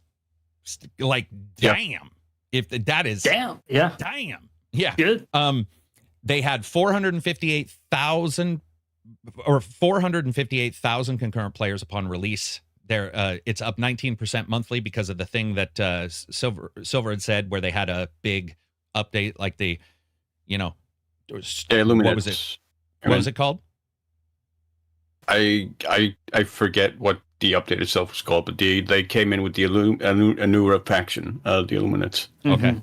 So they're doing a great job, it seems like, patching it. User rating 87%, which, you're going to hear me often say I don't care about user rating, but that data came up, so I figured we'll throw it in there. Total updates 50. That surprised me. 50 updates. And now it's counting some patches, but I mean, what it really means by updates is like changes to weapons, adjusting things people have complained about, putting new stuff in the game. And then probably some of these are the plus the sign-in that Johnny was talking about. I think 3 of these patches that this counted was that. But here's the other thing. That player count, man, that's not that That's bad. a healthy player count. That's a healthy player count. Yeah. Not only is it healthy. Oh, yeah. I mean, the minimum has been 20,000. I know. Concurrent. Dude, and look at that bump. 163,000 in May, which was the update, right? I'm assuming, unless everybody just randomly decided to play Helldivers in May. May and April. No, I mean, that the Illuminates came in December, and then here, May, June, we had the invasion of Super Earth. Wasn't the invasion of Super Earth the big one with the city, though? People seem to like the map. Yeah. Yes. So that's real content, versus some devs. You might not get that real content. That's insane. That player count. I mean, this is not Roblox, which is like at 13 million concurrent. I mean, there are but games we were that just do better, talking. but wasn't Motorsport that was sitting at what, like 10,000 for their launch or something? Or did I get that wrong? Oh, did you mean Forza? Forza Motorsport. Yeah, it didn't. I don't think it went above 10 on Steam, but it's Game Pass. Let's not so directly. Bit of a margin there, but still. And then just looking at the sales, man, like this thing. It's actually going up still. It's going up by, let's give it an average of decent 0.2 to 0.5 million a month. Damn. On top of that, you do have microtransactions in the game as well. All right, let's talk about that for a second. Potentially adding profits there. Okay, so what you're saying is whatever the microtransactions are, haven't caused a hubbub, negative. I mean, you know what I mean. Every microtransaction they are cause a hubbub. Yeah, they are exclusively cosmetic. Okay. Oh, there was actually a minor hop up in December because they did a tie-in event with Killzone, where they released a Killzone armor and 2 Killzone weapons, 2 guns that you could buy for the super credits. And the super credits you can actually acquire in the game itself. You don't necessarily have to buy them with real world currency. But when they included guns, that did actually create a bit of a hop up. Right. Because they have, maybe they don't even have a real effect, but they're a gun. They're actually like, it's a physical thing. It's not just a skin of the gun. And it's something that potentially affects game balance. Yeah. Damn, really? Okay. All right. But I didn't hear a ton, so that's good. As in, I didn't hear a ton. And usually somebody will DM me or one of you guys will say it. And so that was cool. Woodpit says, I think they'll do Master Chief stuff. Yeah, I mean, there's been speculation about Halo crossovers. Halo, Gears. Microsoft's sitting on some serious IPs, like especially in that genre of military big dude killing small dudes. Like that would be cool. I would be all for. Yeah, it would fit, dude. Yeah. I just saw somebody saying that, like, I can't remember what it was, but they were mad that Rainbow Six Siege had micros where like people look like, I think it was Rick and Morty, maybe, or something. And I was like, dude, the game's like 85 years old. It's because I think their complaint was it ruins the artistic style. And I'm all, do you really think after this long, anybody's like, oh my God, man, they fucked up the corner on this game because I got to see Rick's head. I mean, there's definitely a contingent of the gamers that are that way. Yeah, they're the with Milton guys. They're with the contingent of people who believe that Mind's Eye got smashed by Rockstar, I think. But whatever. I mean, we don't want them day one, like the crazy ones. But dude, if you've been playing a game for a long time and you like the idea of smashing the shit out of somebody as Bart Simpson in a game that is already about, super fast TTK and just running around doing stuff. And if a person wants to make themselves easier to notice in a camouflage background because they're dressed up like Homer Simpson, you can bet your sweet ass I'm going to push the fuck out of that because I love that kind of stuff. Somebody shows up with to lose skin right there. Yeah, pay to lose. Yeah, you're paid a loser. And then I was looking at the ratings. Good ratings. The game's had one big hit, which I can't remember what Helldivers 2's big hit was, but they did have a review bomb process that occurred for a bit of time. They had a couple. They had one over the weapon nerfs they did, like in the first sort of quarter of the game's release. That a lot of players got very angry over, and then there was the Chinese thing this summer with the Super Earth invasion, where a contingent of the Chinese community got upset with how they handled a particular defensive battle. Yeah. Rogerio says, making the Master Chief the antagonist didn't help much in Halo 5. Yeah, Halo 5. Listen, can we just all agree? And if you don't, you're wrong. Halo 5 is best when it is Master Chief shooting some dudes on unique alien planets, and that's it. Especially Covenant. Or a mix of Covenant and Flood, but just let him do his thing, man. We don't need these big drawn out stories of like Master Chief might have been a bad guy. There's a new planet all the time, new environments. I don't know if this is true, so I don't want to say it, but I did hear some cool stuff about some ideas of environments that we haven't seen before being in the new one. And I think that would check out with the Unreal Engine replacing Slipstream, which was very problematic as an engine. But dude, yeah, just let him shoot shit, right? We don't need a big story. It's not fucking Othello, I mean, that's so weird. It's so they tried to turn him into a bad guy. I remember like watching the trailers going, what? Like what? It was almost like the Invisible Boy in fucking Mass Effect 3. I call him the Invisible Boy because I pretend he's not there. But goddamn, sometimes they just break the narrative so much from what you've experienced or played that it's very difficult to take in. Helldivers is fun. Have not played it in a long time. Friends have moved on from it. Yeah, so that's the other thing. Is Helldivers 2 still the majority of it about playing with people you know, Silver? Like, would you say, and Johnny, if you both played it, is it still overall wrapped up in a bit more of that than it would be just randoms, where it does, I mean, do you notice a great strategic advantage playing with people you know versus just a strategic advantage? Because I feel like in that game, when you play with people you know, you're generally assured that everyone has voice comms and whatnot, and you're able to coordinate. Because there's no voice comms in Helldivers. There are, but a lot of people don't use, like the majority of randoms don't use them. You got a voice, fucking use it. Unless you're a troll, and then use it so we can get you kicked. But yeah, or you're one of those people who just leaves the mic always on, and then we can hear everything that's going on. That's true. Yeah, that's true. We don't want that, do we? Like we've all seen how that can go. That's for sure. But yeah, Helldivers 2, man. Go ahead. That nearly always happens, particularly with PlayStation players, where the mic in their gamepad, their DualShock controller is always on. So you can always hear what's going on, like their parents yelling at them or whatever. Yeah, piping your audio back to you.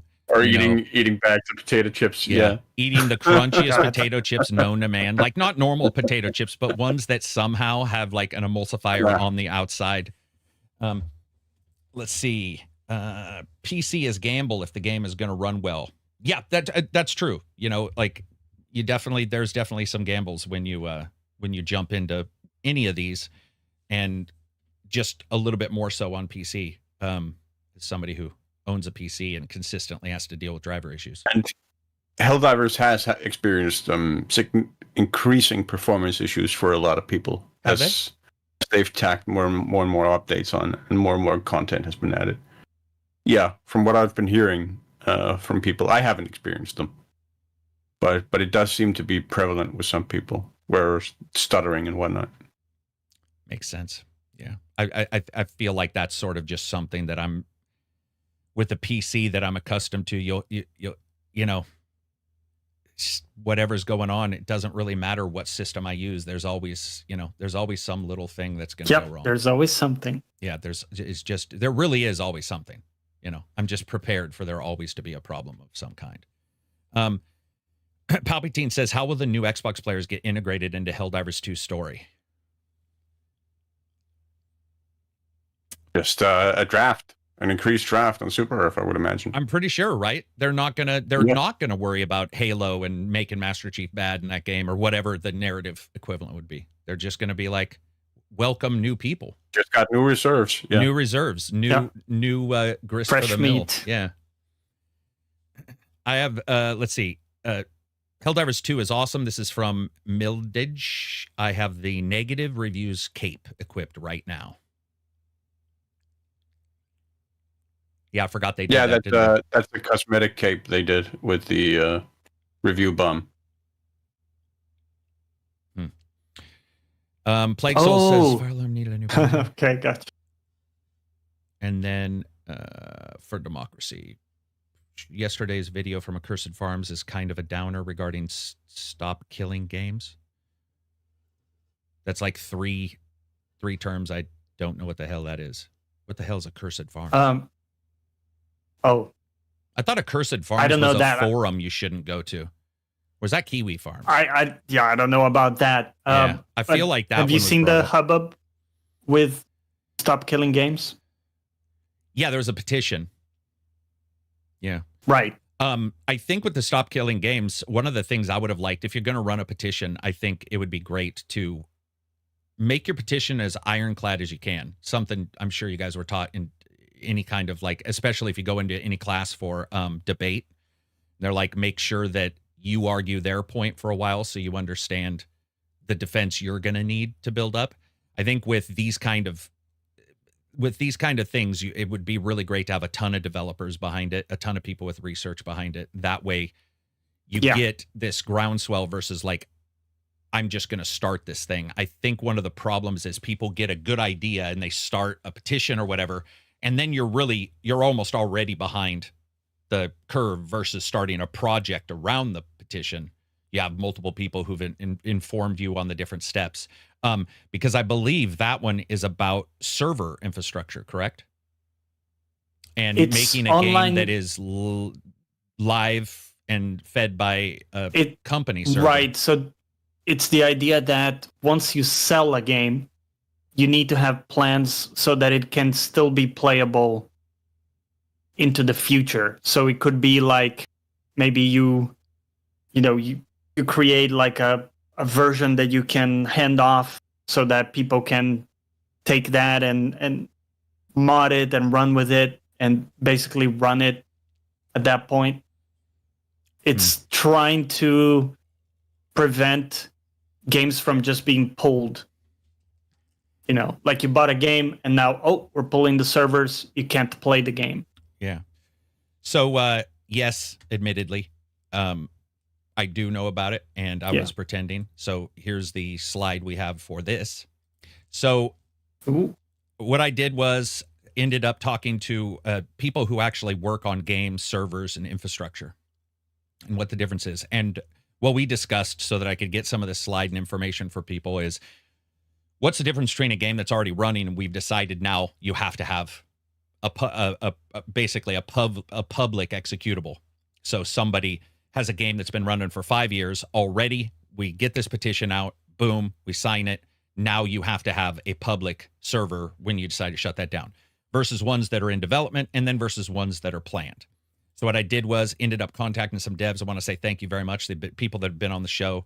And we discussed all of this, including the path A, which is like the uphill battle of, hey, we don't have any plans and our game is live already. And this is a new thing. Right. And especially because the law itself has a horrendous number of problems in how you would basically demand it and what you would do. It sounds like a good thing and we want it. I've said it before. I think we talked about this almost 3 years ago where I was like, straight up, I think every company that decides that they want to do one should just do one and prepare day one. Like be like day one. Yeah. If we or like want, have an offline mode, right, or whatever. And I thought I was smart. I was wrong because I thought that would be just the greatest idea, and that that it makes sense. I think that makes sense to me. Then I was informed it doesn't work that way. It's not that easy to do, and planning something day one for laws that may be enacted or server infrastructures that are going to come in 5 years or tech that's going to come in 5 or 10 years. The idea of taking a server-wide architecture, possibly running across multiple supercomputer level PCs, and trying to figure out a way to wrap that up to something that can run on a person's fucking i7 920. By the way, not that PC, but a current PC. It's quite difficult. So we got some cool data here. So the first thing is, and looking at this data, it's not all correct, and it's just a couple people who've worked on an MMO, co-op games, a game coming out, and about 10 games. One of them has worked on a bunch.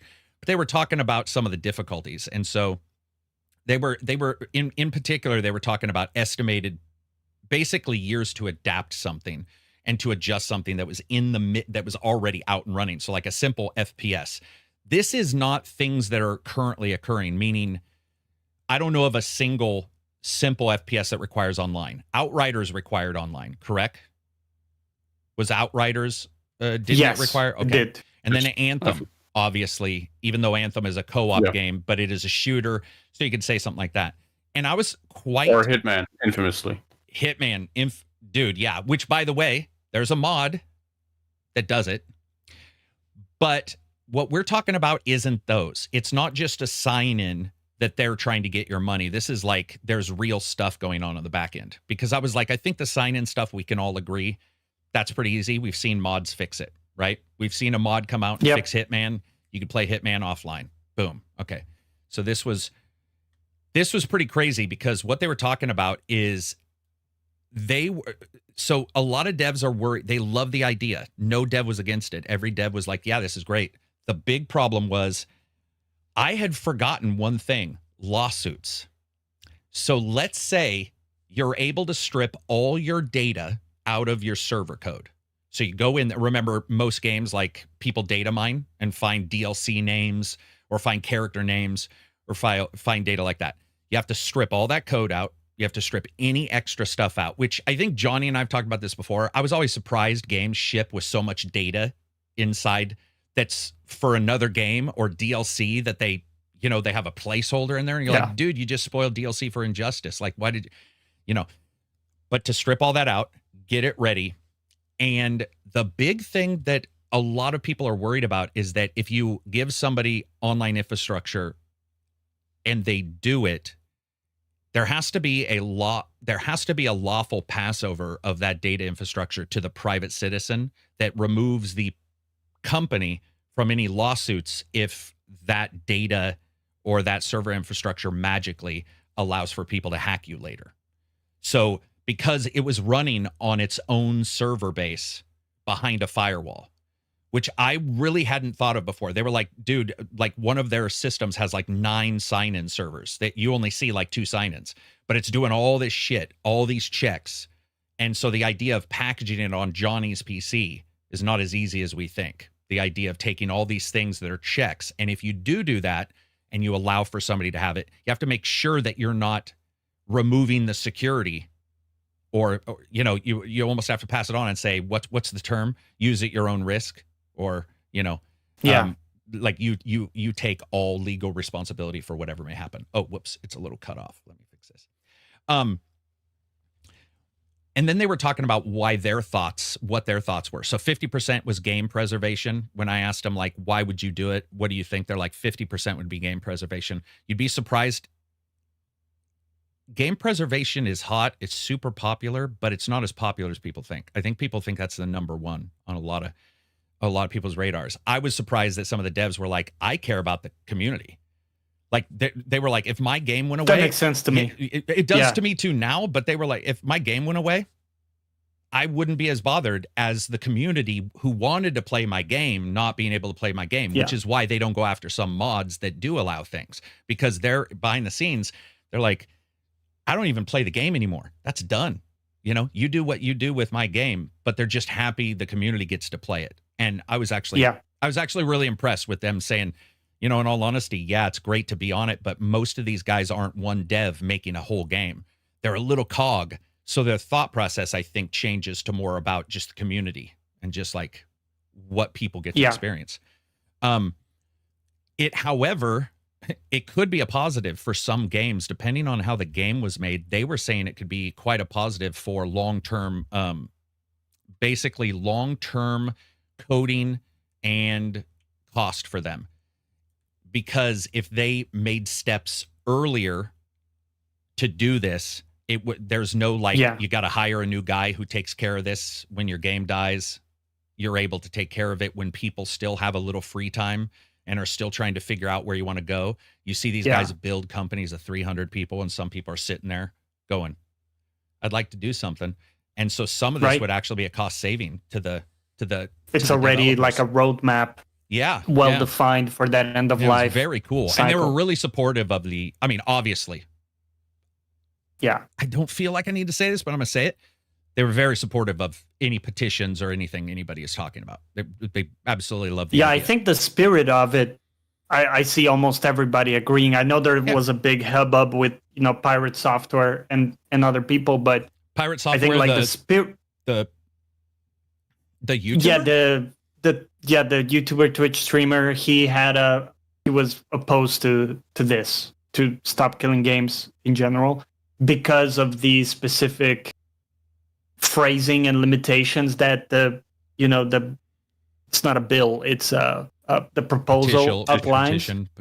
So from like his perspective as a dev, he viewed it as very limiting and difficult for devs to be like under that scrutiny and have to kind of like foresee the future and stuff like that. That's some of his wording.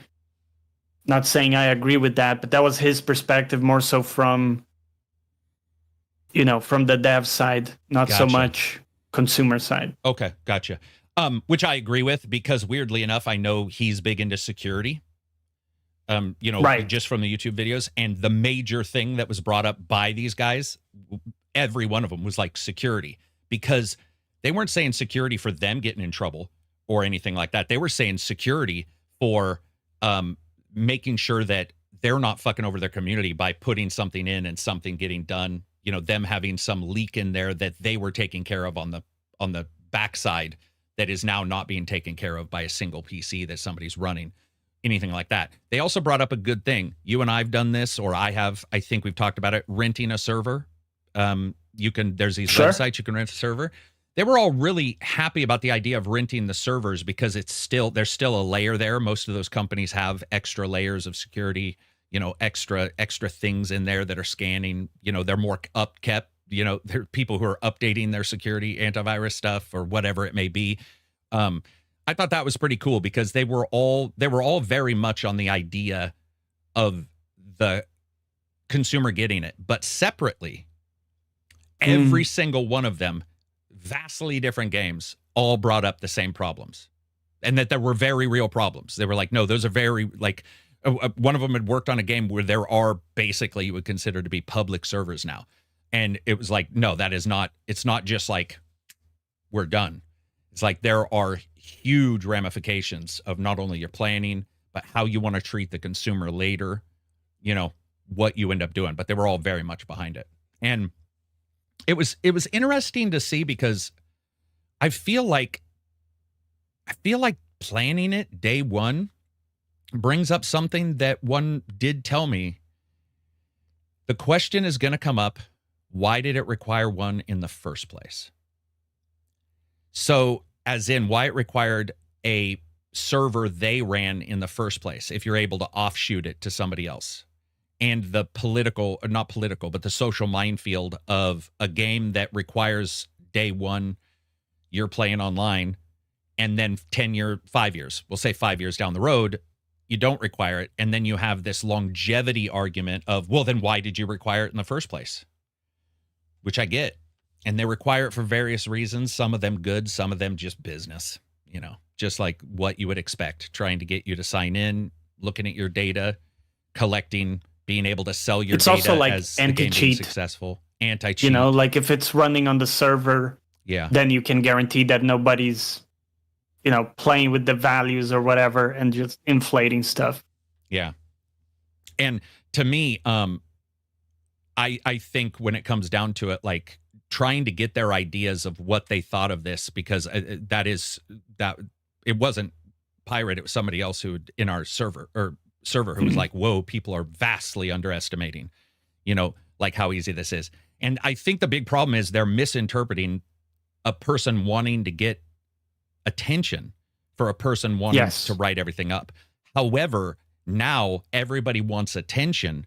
So what they were saying was, if you live in a world where everybody wants attention, the best way to get attention is knowledge, which is why these type of petitions in the future about anything in games, it'd be great to talk to the people who are involved so they can in the know. They can solidify your argument so it makes even more sense to whoever you're trying to push it to, because they were all firmly behind it, obviously. And I love the idea. Some of these things, the way they work sometimes is more like, hey, this is almost like a cry for help or a cry for attention, where you get enough signatures. That means there's a big cluster of people that care about this issue, right? And you're in a way outlining the problems, but you're only starting the game of proposing the solutions. And I think that's where they're at with this thing, where they have this, set of guidelines they're proposing. But I think the issue is that some of them are not that fleshed out or nuanced. And you still need another step of getting a bunch of people who actually know the industry and what makes sense to impose as a limitation. Because what you wouldn't want is a bunch of like government people imposing a limitation that doesn't make any sense from the, let's say, developer standpoint. Right. Putting developers in a position where if you want to develop an online game, now you almost can't, because the ask is preposterous that you have to keep this thing alive at all costs. I don't know. I'm just saying those are kind of the two positions there. Yeah. I'm happy it's happening. I think that like you said, cry for help, like when gamers like us, when we're bitching about something or whatever, and it's like, you don't know who to, you're just like, I know I have a problem. For example, when a company switches over to like AI, or when a company switches over to whatever, and you don't have a chatbot anymore, you don't have a real person, and it's like AI you're talking to, and you're like, seriously, man, I need some help. Like, what am I supposed to do? How am I supposed to get here? How am I supposed to get this information? So I would say when it comes down to it, I like the idea. It feels like it's actually going someplace, which I think is also very cool. It, like, from what I've understood, and when I was talking to, let me see if there's any more charts here that are super useful. There weren't. I love the idea of it. I think that this will be the starting of it, and then you'll see companies. I think overall, naturally, a lot of companies will go to the idea that, hey, why are we requiring day one server sign-ins for a game that's online that really most of the data is on the client computer? What are we going to do with that? And then number two, you have to benefit the consumer for those years that you do require it. Really benefit the consumer and figure out a way to absolutely do that. And then you have to find a way to get that shit onto public computers if you do decide to roll that out, because one of the things they did, Brian, they were like, no matter what anybody says, people will say, just give us the stuff, we'll be fine. Nope.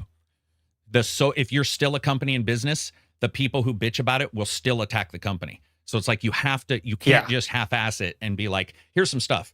it can work occasionally, but it's like if you're gonna build it in, you have to make sure everything is in line. You build it in day one. You have your ideas, which obviously those guys, that's their job, is to build up these things over 5-6 years, so they know better than anybody who's like, oh yeah, it's super easy. I remember Freelancer. I think Freelancer had an executable that was just called MP Freelancer. So you'd be running your game and you just tap a executable and it would pop up. This is Chris, the guy who's doing Star Citizen, Chris Roberts. And it would pop up and then you would just sign into your own PC and it would run like dog shit because you were on your own PC. So you're trying to do a server. But it was so cool that you could just be like, hey, man, let's do a co-op game, have your friends come over. Yeah. Maybe if you had a PC that was sitting there, see if you could throw it on there. But I remember being so excited by seeing that because at the time, I don't remember if my internet was bad or what, but it was great to be able to just be like, wait, what? This just runs my own little baby server. And I didn't know enough about servers. And we're going to get somebody on. I was thinking about... Oh, go ahead. Sorry, continue. I was going in a different, so you go. I was going to say we're going to get somebody on who's making their own game. And I'm going to check once this is over if they've been on before, but I don't want to shout them out till they come on. But this is one of the things they're looking at, server infrastructure kind of stuff for a game that you can roll out later. But they're trying to package it up so that years down the road, you package it up with some special stuff. Like, like here's everything unlocked, or here's like all of our old assets that we didn't use. But if you want to make a mod, I would love to see companies do that too. Now, this is charity almost, but it'd be great if like Skyrim or whatever company, if they, Bethesda, if they had a game that they had made and you're playing it and people are modding it, if they say, you know what, we're done with this game. Here's all of our old assets we didn't use. But I'm sure there's legalities I'm not thinking of, like if a voice actor and their voice is in an old MP3 file, right. Or, I'm just thinking off the top of my head of what the issues could be. Yeah, that links a little bit to what I was going to say, which is licensing. That can be a bit of a nightmare if you have anything licensed. It could be music. We see it in a bunch of games where they have licensed music. Forza, and at some point that license runs out, right? And we know that can be a nightmare. So then what do? Do you say, if you're forced to keep the game playable, do you just remove them? Do you put some other music in there? What's even your plan? And what I wouldn't like to see is devs unable to create a game with, let's say, licensed music or other licensed. It could be tracks too for racing games, right? Like the tracks, if you have realistic copies of tracks, I think that's licensed too. You could have different stuff like that.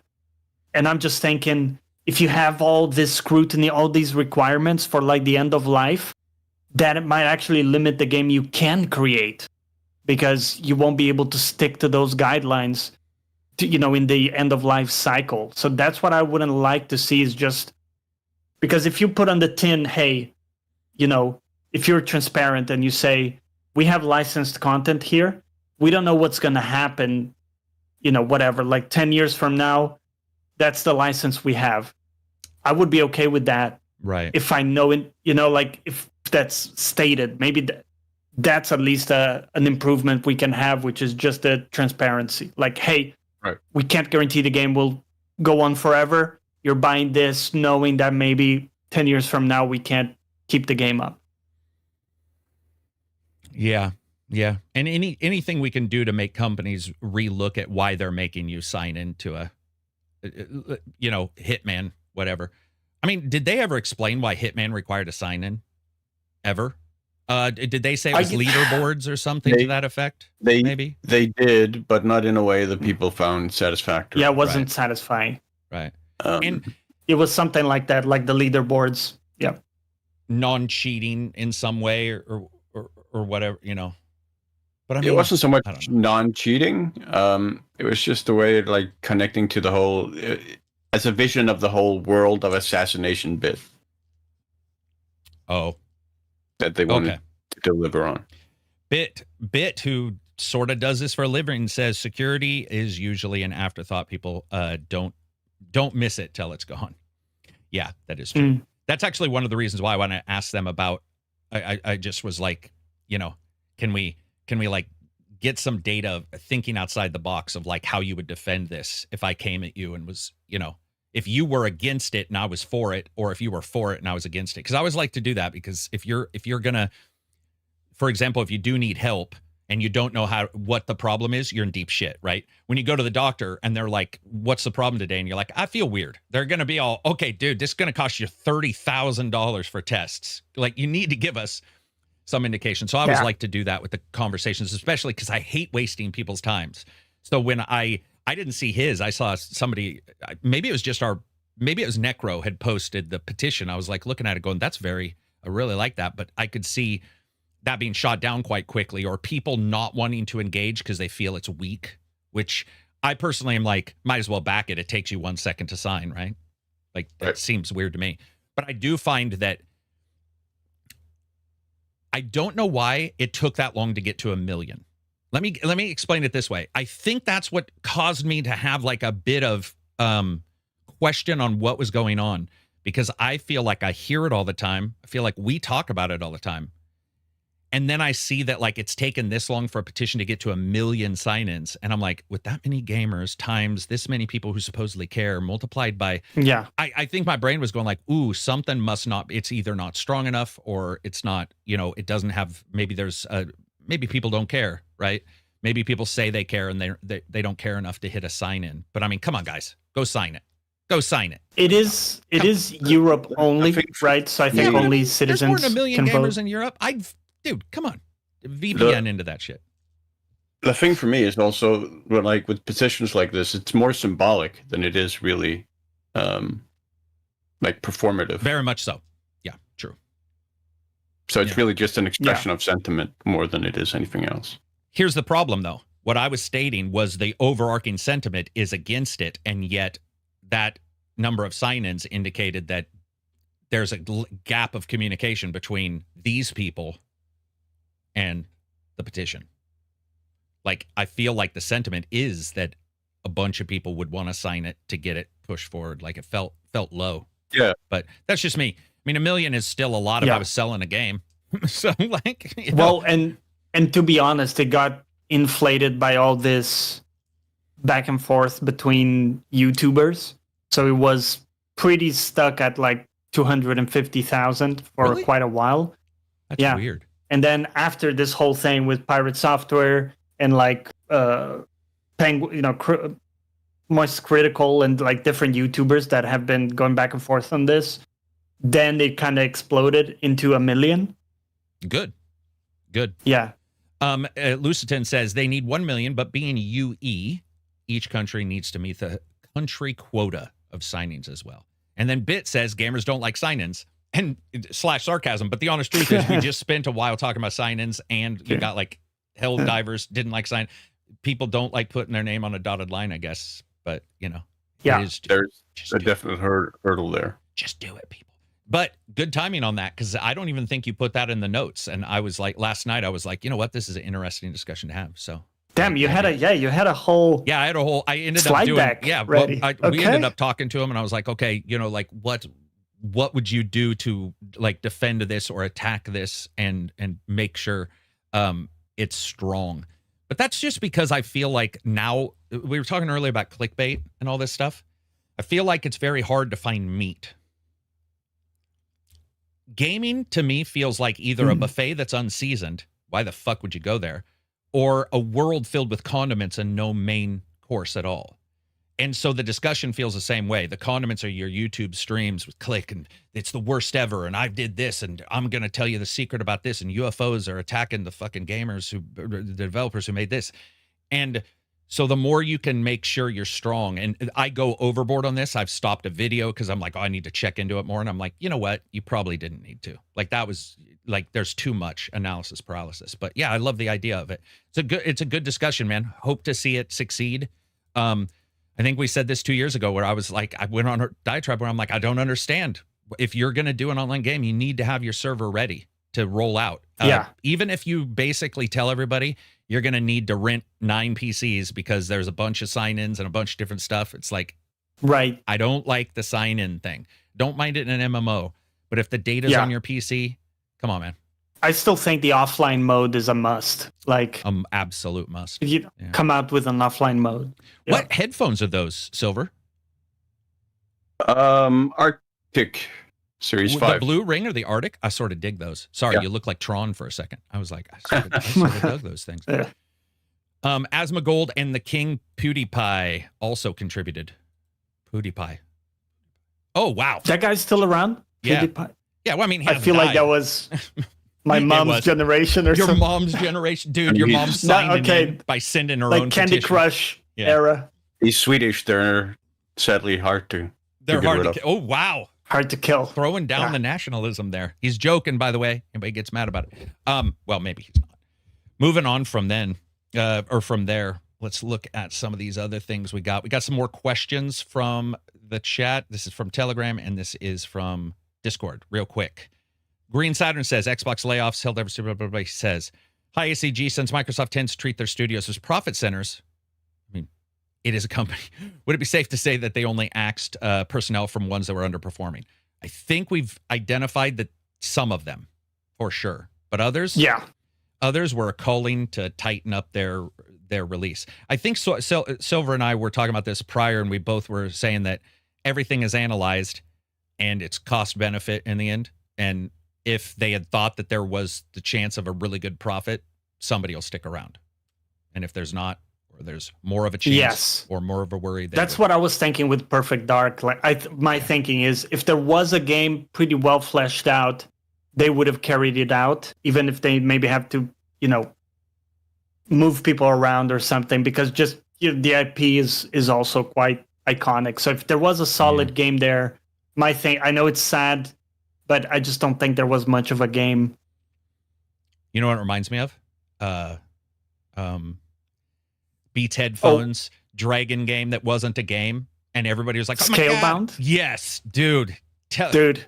That people won't shut up about Scalebound to this day. Gung Stylefish says 25 new games in GeForce Now in June and some in July, including Dune Awakening. Cloud gaming's eating right now. Carrick, you rock GeForce Now sometimes. Are you still using it?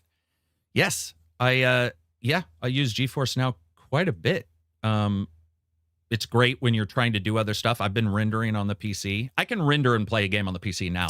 Ooh, that's a good use case. Yeah, I use it, dude. When I'm in Discord and we're all chatting, I'm streaming to my PC, GeForce, and then streaming that to the Discord, and then using the PC to do whatever else. And it's great. Jake B says Neil Druckmann left the show to go back and write Naughty Dog's new game. Excited? ?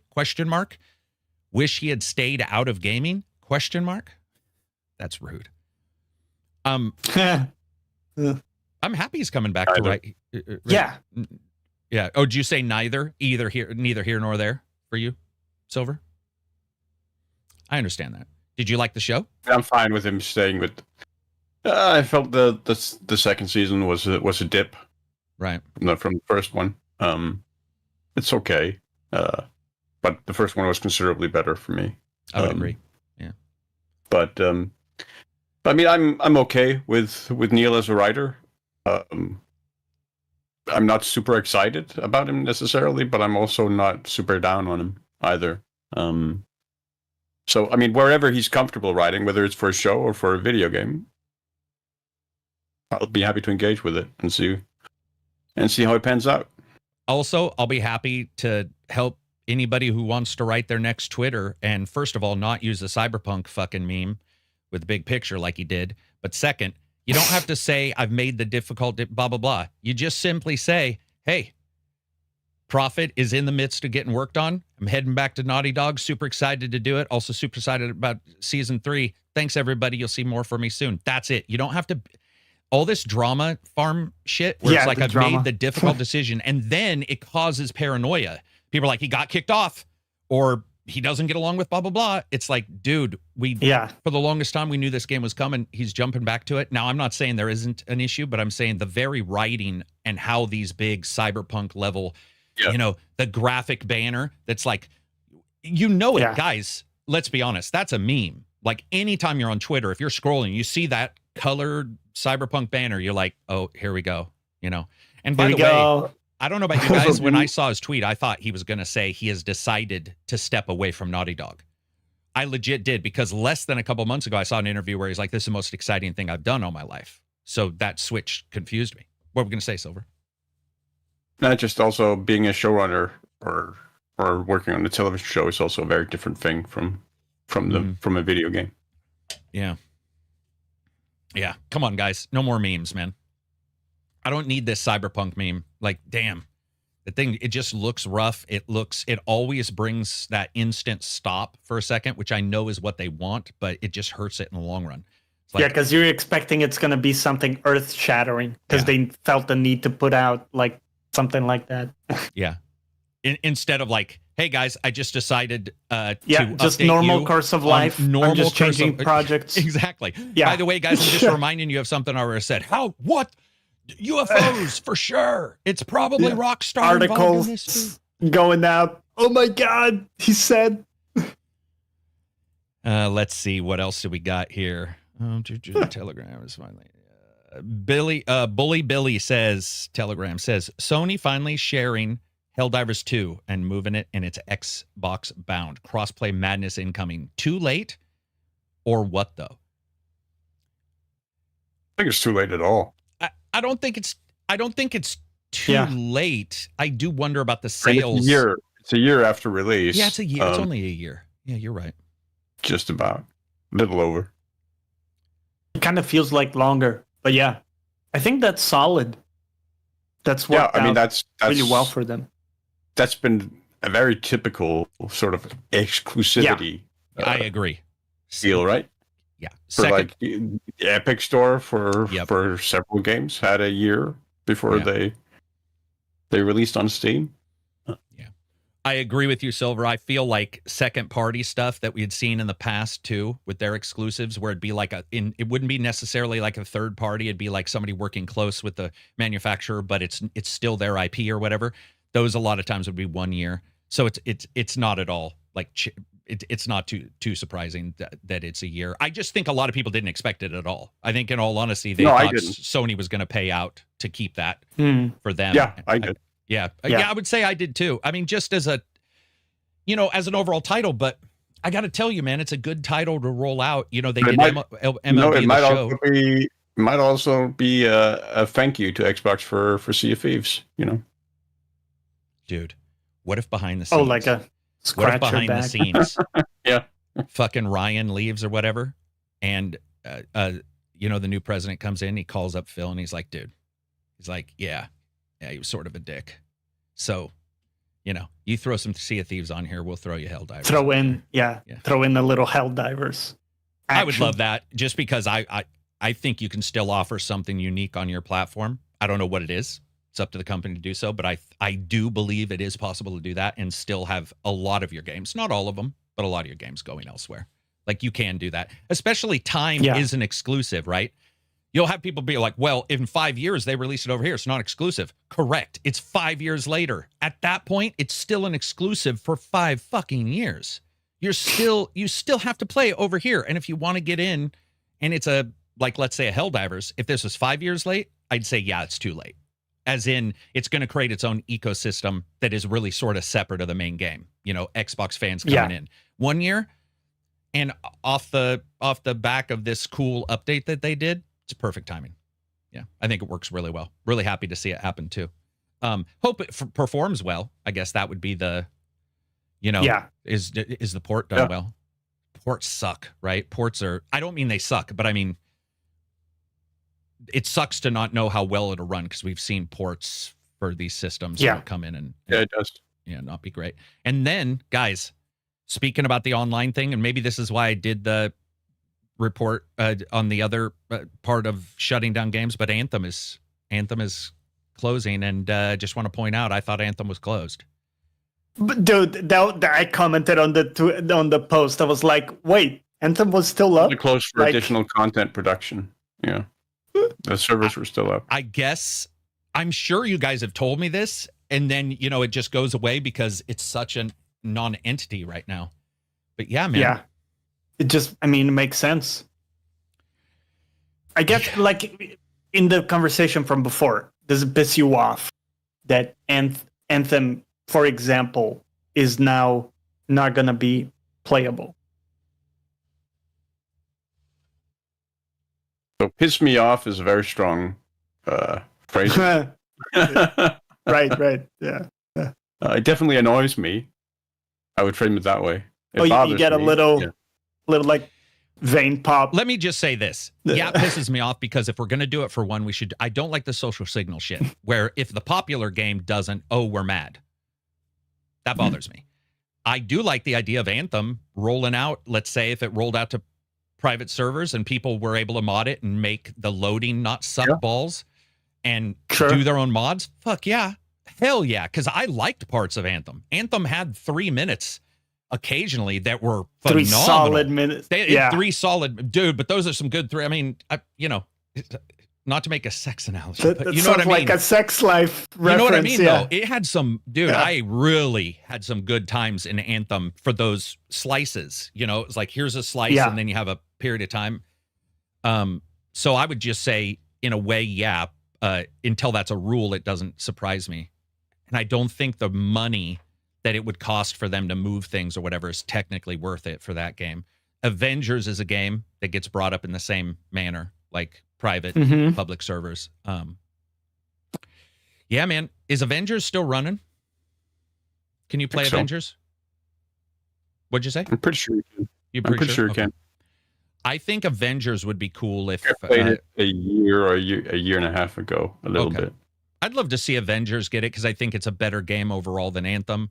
Not a better as in its heights are better because I don't think they are, but I think as a overall quality. Yeah, I had a similar experience with Avengers to what you described with Anthem, where there were definitely parts of that game where the synergy of the ground combat with the air combat combined with playing with other people really sort of elevated gameplay moments to something that was entirely unique and I hadn't experienced before, like uppercutting someone as Captain America and sending him up into the air where Thor then bashes him further into the stratosphere or whatever. Like that sort of combination felt really, really fun, but it was very, very rare. Yeah. And ultimately you found yourself chasing those moments through a lot of really repetitive, tedious gameplay to get to those sort of really scattered moments that were highlights. I would love the idea of a modder going into Anthem, fixing the loading, removing that cooldown for the jetpack. It's like, when was the last time you saw Iron Man run out of fucking power? Come on, man. You know, you've got different powered jetpacks to do different things, then just give them unlimited power because they're already going to have different stats for how they're used and your weights are different on different robots or suits or whatever. Let us mess with it. Dude, I think Anthem looked good at times. You know, there were some cool special effects. Some of the weapons were cool. Let a modder get in there. Fuck around with it if it's going down. But it doesn't cheese me too much personally because I wouldn't come back to me neither. Really any of these games, realistically. But the idea that someone, let's say 10 years from now, would be able to boot up, let's say, Anthem or Avengers and find something interesting in that. It would be similar to someone today booting up, let's say, what's an old MMO like Guild Wars, maybe? Or EverQuest 2. EverQuest 2 is shut down, right? I believe, or done. Yeah. But, yeah. Terra, I think that was one. Anyway, I'm just thinking of a few examples. That's like those were beloved back in the day, for a lot of people. So it is kind of cool to think, like, hey, can we have these preserved in some way? Yeah. Yeah, for sure. And I mean, my annoyance is not from like my personal, I wish I could still play Anthem. It's more of a foundational with any game. Mm-hmm. Right. But that's by the way, this is the fucking entire discussion I was having 20 minutes ago, is you have to remove if you don't remove your personal from it, then you and I won't agree on which game gets saved or which game. That's why I'm saying, I'm okay with saying I don't care about Anthem. I absolutely would love that Anthem was still available for people to mess around with. Because if you start saying it wasn't good enough or it wasn't this, You've Now removed there's Yeah, this they're yourself. completely bar. arbitrary. It's It's not completely only arbitrary. weirdly arbitrary. You've removed yourself from any actual knowledgeable discussion. You might as well not even be there. That's like whenever we're all sitting in the Discord. This rarely happens because I jump on it, but when everybody says, I will send out an everybody to ask a question a day, and I'll say, hey guys, if you played this game, what do you think? And I'll have 5 people say, I didn't buy the game. And I'm like, hey, could you learn to fucking read? That's not And a it wasn't goddamn... directed at you. Yeah. I legitimately asked people who have Yeah. played it what they liked about it. So hey guys, just so you know, I'm going to come into your book club and tell you I didn't read any books and spend 20 minutes wasting I your didn't fucking read that book. time. It sucks. Dude, it's like, what do you... So the idea of everybody just saying, Yeah. regardless of our love for it, they should be available. Let it roll out, whether it be Anthem, Gollum, if that had a... Maybe not Gollum. Nah, I'll go with Gollum. But yeah, any game. I think that's the best way to go. And you just roll it out that way. And that way there's no caveats. And somebody can't come along later and arbitrarily put a rating on a game. Like, how about this? What if a game was scored on Meta? Let's hope this never happens. To get its online service to private servers, and you have some jackass at some website who gives it a 2 out of 10, you know, and even though they gave time loop 10, you get what I'm saying. Yeah. You get what I'm throwing down. KCD got a lot of takes about how it was tedious. Some people just didn't like it, but it's an amazing game. I asked people games that is thought to have sucked, but you loved. Let's see. Turok Evolution enemies could get poisoned by arrows and actually vomited. Very, very cool. Boy, it's been a while since I played that. People hated Deus Ex Invisible War, but I love it. Vapor for Blood, we are best friends. I have a soft spot for Deus Ex 2. I feel like BioShock 2 and Deus Ex 2, the sequelitis. I mean, okay, admittedly, Deus Ex 2 had some problems, but I really liked it. Let's see. Yeah, especially with the PC people who really, really didn't love the number console. 2. Oh, because it was Xbox, right? It was. Yeah, exactly. Yes, and so a lot of compromises had to be made to fit it on the Xbox. Yeah. Wasn't there rumors that Thief 4 had the same weird restriction? Not Thief 4, but Deadly Shadows had the same. So I was okay with Deadly Shadows. For some reason, I thought Thief with the number 4 in the word. You know, the edgy Thief game that came out. For some reason, I thought that one was that way. But Mike Sue says Alpha Protocol. Watch Dogs 3 for me. So listen to this, SBZ.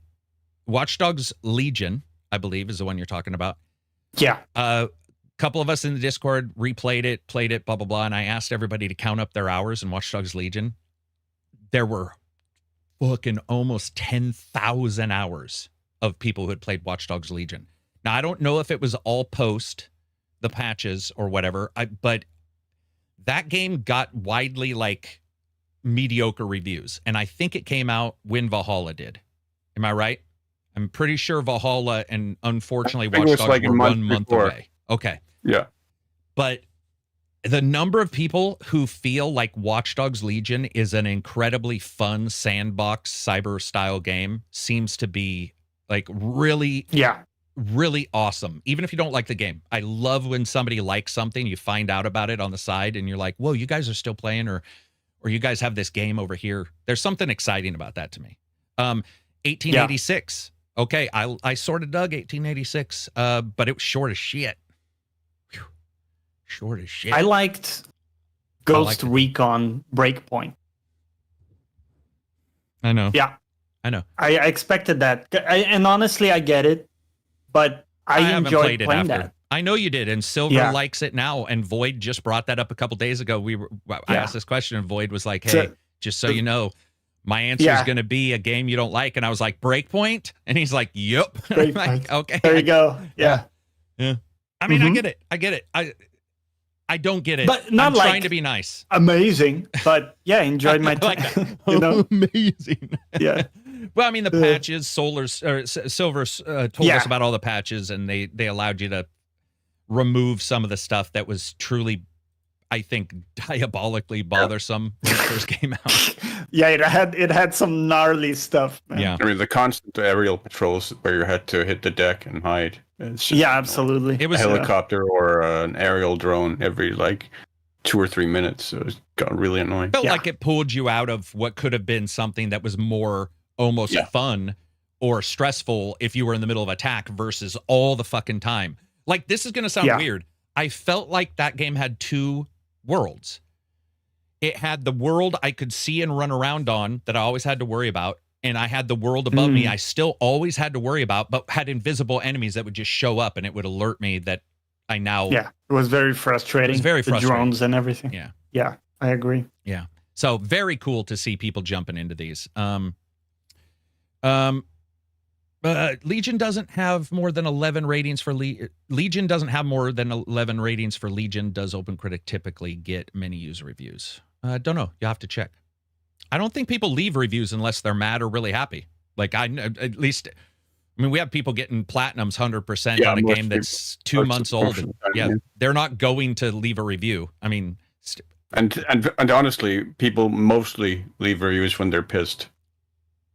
I do. I mean, I think that's just a human. So Silver, I don't know about you, man. I really do take notes when something's good, though, and I will try to remind myself that and you see it on Amazon products, you'll see I don't normally leave reviews. The first top 6 reviews on almost any product on Amazon will say almost never leave reviews, and I'm guilty of that. It's hard, man. It's hard to because you're just playing the thing. You're experiencing it. You're not on the Steam page. There's also your expectation is also just that it works. So when it works, you just oh yeah, it works. Yes, exactly. And then you go on. Exactly. And then it's only when your expectation is then conflicted and it doesn't work in the way you expect it to. That's when you run into the dissonance there that causes you to stop and go, wait a minute. Or I guess less impactful but still important is that time where it elevates above its cost to a good thing. That's when you do say, holy shit, this elevated well above what I thought. I'm going to go and rate this. But it's, dude, I've had so many really good products I will talk to you guys about for hours, and I will then realize, I'll be like, dude, I could have just said good job, but I forget because it's like going there. And the weird thing is I buy it on Steam. I don't fucking play it on Steam. Just like I play games on the game, I'm not using Windows other than clicking the fucking shortcut. Or on Xbox, I don't worry about the OS. I don't like it. But I click the game and I'm playing the game. I'm not playing the fucking OS unless the game crashes a bunch. So some things when I get into, I'm just looking at the thing. And the same thing with the $60 or whatever you paid for it. If it works, it's weird to go back. I mean, can you imagine walking back to Walmart to tell them really good job on the fucking BB gun they sold you? You'd be like, what? No. Yeah. By the way, the TV I bought works great. I just walked back. Did you 2 hours? Did you need something? Yeah. Like, hey, just so you know, I took an Uber here to tell you guys, please pass it on to the manufacturer. Great TV. It's not really done. It's like, okay. Any issues? No. Just worked exactly as expected. I will though. I will. So for people, I will. If they're bad, they know right away.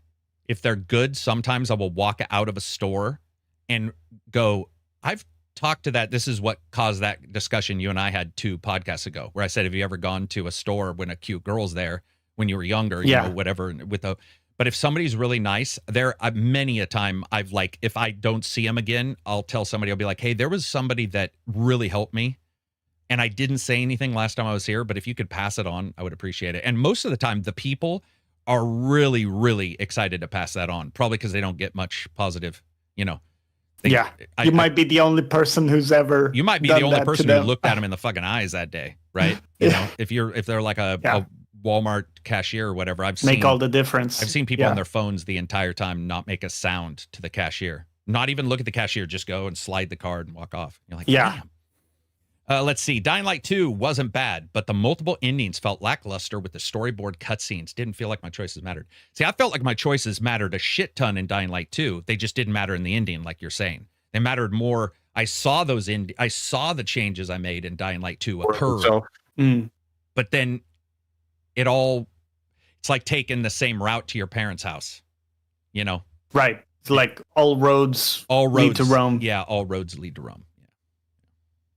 Yeah. That's interesting. Similar some to nice roads, Witcher 2, where you take very different roads to always end up at Loch Moine at the end. Yeah, okay.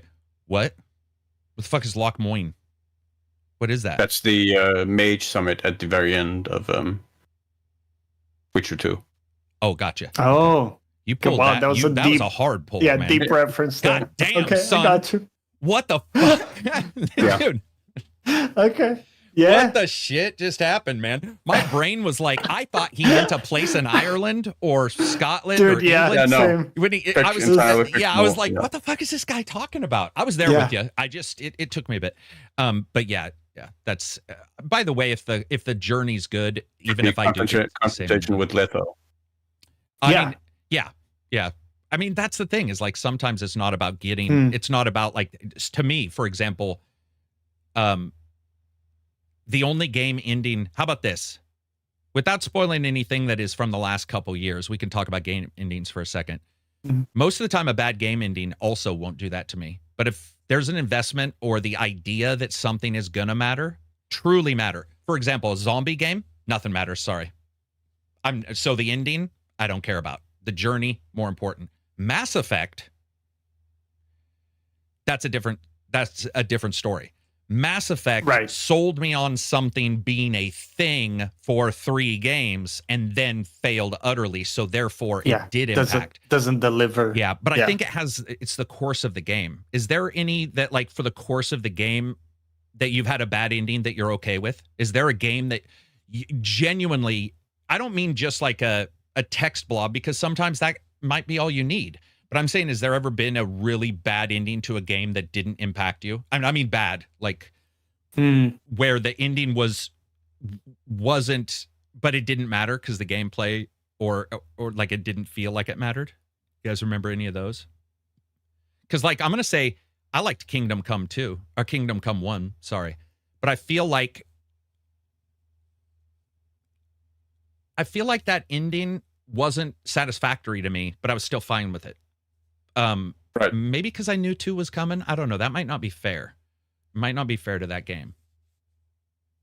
Yeah. Do you guys have any? Go ahead. I'm in the minority of people who were somewhat underwhelmed by the first BioShock. Oh. Really? And especially, and especially the ending and the twist involving Ryan and your parentage, which I saw coming from a mile off. Right. Like I saw, my problem there was just I saw all the story beats coming, and the whole thing with the sisters, like the little sisters didn't really. Resonate. I don't think they really executed all that well on it in a way that really made it all that interesting to me. It felt like it was just gamified, kind of there for shock value. Okay. Entirely, just look at these poor little girls, mined for this, and it didn't really go beyond that shock value for me, in a way that made it interesting. Right. You know, I sort of get where you're coming from. Maybe not the ending for me, even though the ending was. Yeah, with Fontaine and the little sisters and everything. Yeah. I felt and the final boss battle didn't feel all that great either to me. Boss battle, I guess I was okay with because I don't remember bad or good, so I would say okay. But I do agree with you that the girls, and I guess I started to feel it was just too gamified because you could tell it was connected to the upgrades perfect. There was something about it, if you get my drift. It was like there's another game that we've talked about here in the last 2 years, and I can't remember it off the top of my head, but it was like, do this bad thing, positive stuff, do this good thing, always bad stuff happening. And I get sort of tired of the relief valve of 1s and 0s that go off sometimes. So a game like Vampire or Banished, where you never really know, is great to me. So when I play Banished, I'm like, shit, man. Like I'm pretty sure every single choice hurts. Like I'm pretty sure there's never going to be a binary 1 or 0, even at the end, or, there's never truly a bad guy. On the other hand, that can get boring too. Sometimes you do just want a bad guy who's a dick and you want to kill him. So I guess that matters. That's a good point on, I being underwhelmed by the ending. I still enjoyed the game as a game, like gameplay and systems wise. Right. Yeah. That's fair, man. What about you, Johnny? I was thinking of Hellblade 2 because I enjoyed the experience of going through it, but I don't feel that they managed to tell a cohesive or impactful story with it, if that makes sense. Story or ending? Well, the ending. Like, the ending didn't conclude, and like it didn't give me the sense of like conclusion and it didn't do what it was supposed to this do. journey. Okay. Yes. So like the journey was cool, but I didn't feel like with it they managed to tell anything. And the ending that was the job of the ending, to kind of bring everything to a close and give you the sense that what you've done was meaningful. Okay. And you progressed your character arc in some way. Do you think they got lost in the psychology of it all and the storytelling and the unique character, and it was more just about the experience, even though the experience should include an ending? Yeah, I think, and it worked because that part was great. Right. Yeah. But I just don't think it wasn't a satisfying conclusion for me when I played that. Yeah, I mean, that's fair. I saw Wizard of Smoke said Atomfall, okay game, shit ending.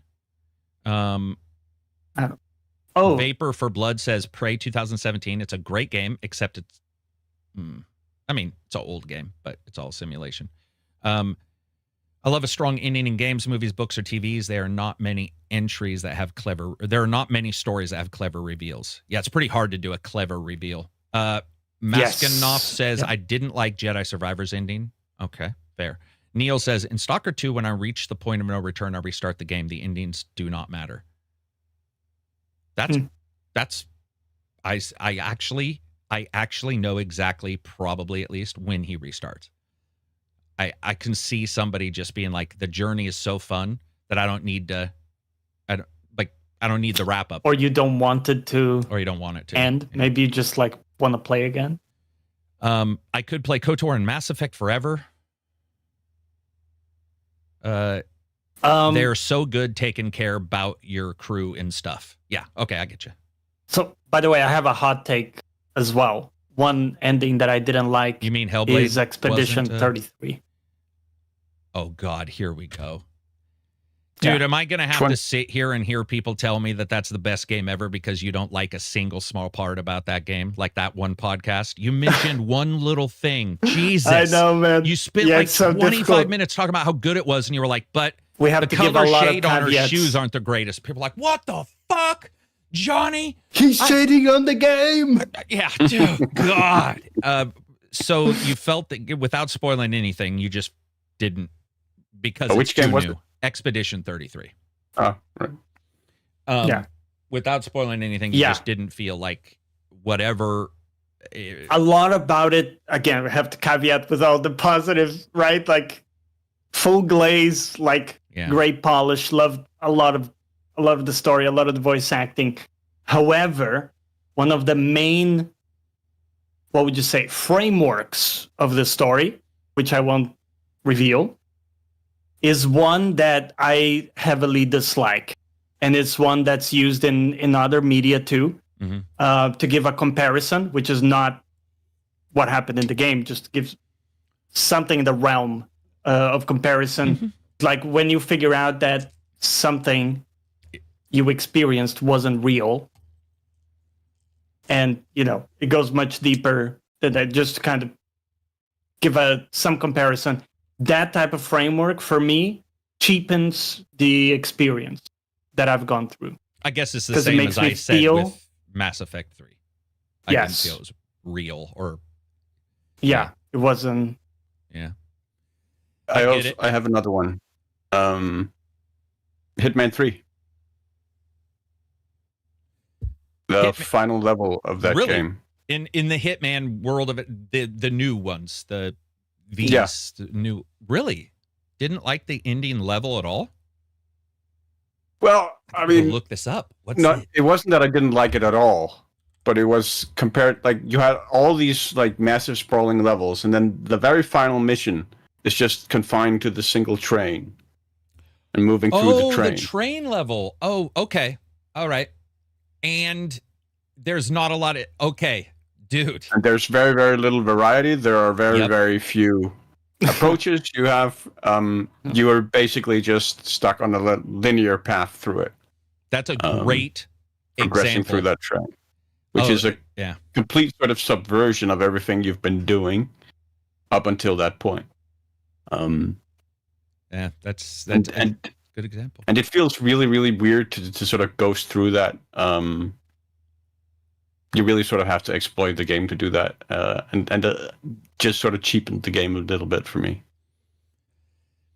I mean, I don't see any of these as being too big of hot takes, but that's because I agree with the one Johnny said, but I also feel that like the BioShock one for sure is real. Yes, I do have a beard fans. That is not a joke. I saw somebody ask about that. It's a joke. I've got a beard fan. There's like a website called Ko-Fi, which is like a place to subscribe to people, and I called it ACG Beard Fans, and within like less than 1 minute of making it, people were DMing me going, dude, somebody's pretending to be you. And I was like, actually, that was me. It was just because people don't want to use a YouTube or Discord. So yes, I do have it. I just got a DM about it. I agree with all these. I think those are solid examples of games that are really strong and that the ending will matter, if that makes sense, or what have you. And then you get to it, and it matters when you're playing it that you buy into it.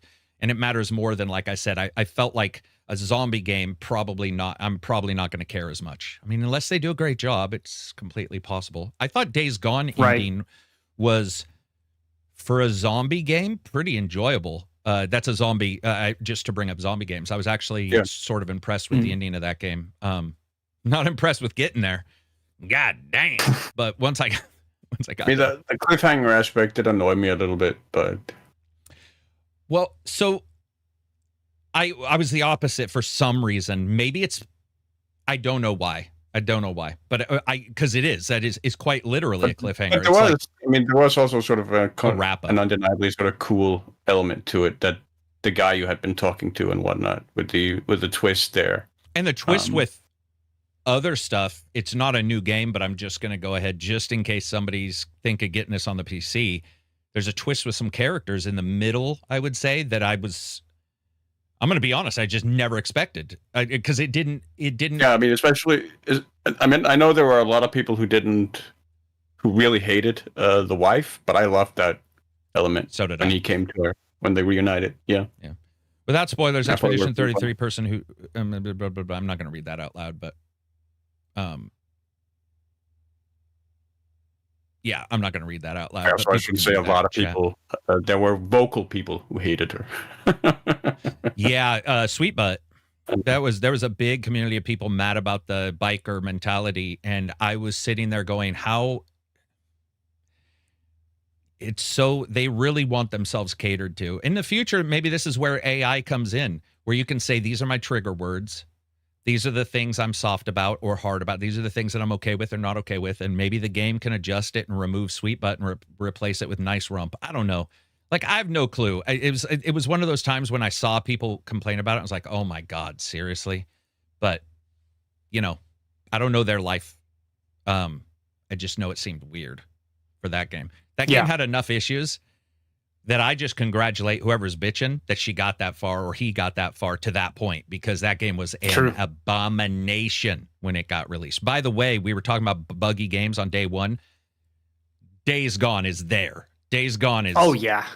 Dude, the world just disappearing all the time, or him talking to people who weren't broken there, and then they'd show up and do their line, and you were like, God damn, this is bad. Yeah, that game was rough. Let's see. Yep, that's it. I was trying to think of another game that Maskinov says RDR had a fire ending. Okay. I thought he was going to say that was a bad ending. I was like, we're cutting this fucking podcast off. The game's ending is great. But yeah. So if anybody else has any others that they didn't like, let me verify our time. All right. And then let's see. We covered Mind's Eye. We covered that. We covered the Techland canceling. Covered making games work when servers die. Covered Microsoft. PC versus console, we'll cover it at a different time, because I do have a slide for that, but we'll cover it a little bit, where I broke down some of the data of like long-term, if you owned a PC, or if you owned a console for 7 years, or you're in the console generation for 7 versus PC, where are the prices? met out, especially because a lot of consoles have a, what do you call it, a mid-gen refresh these days. Yeah. And then let's see, what else do we got for questions? Can you read the questions out of the Discordian for me, John? Yes. I almost said Jonathan, but I didn't. Jonathan. That seems like, I don't know, my dad. Yeah, or that's why I like didn't. someone. Yeah. If somebody called me Jeremiah, I'd be like, yeah. So no, I get it. Yeah. Green Saturn says, "Hey ACG, how do you determine which games to cover, especially during the busy weeks and months?" I email a bunch of people, and whoever gives me code first wins. That's legitimately the answer.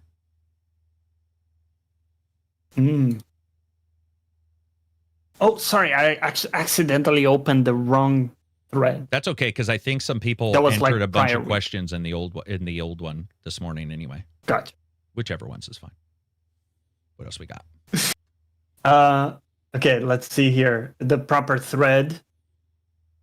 Ralphinator says, if you could go back in time and jump into any game studio, doesn't matter what position, and help work on a game, which would it be?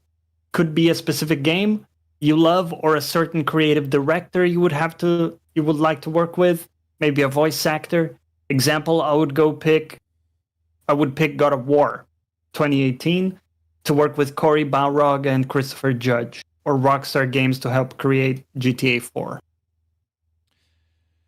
Fly on the wall kind of conversation? Is that sort of what he means? Like just like kind of sounded like working in it, like, you know, you're the bush guy, or you're the bush. Wow, you're the bush guy. Is that mean that goes places? Yeah, that would be fun. I had never thought about that. Like, what's a game you would love to sort of see how it was made and be involved in it as well? Yeah. Any from you guys? Like there's a lot. There are a lot.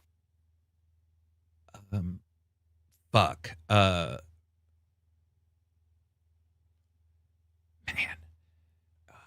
I'm trying to think of the best one. I mean, in all honesty, I would probably Man, most Rockstar games. Straight up, not a joke, not a lie. Most Rockstar games. Bully, LA Noire, Red Dead 1, GTA less so, not because of any complaint. Would you really with LA Noire with the whole Team Bondi thing? I would, because I want to know about that. Yes.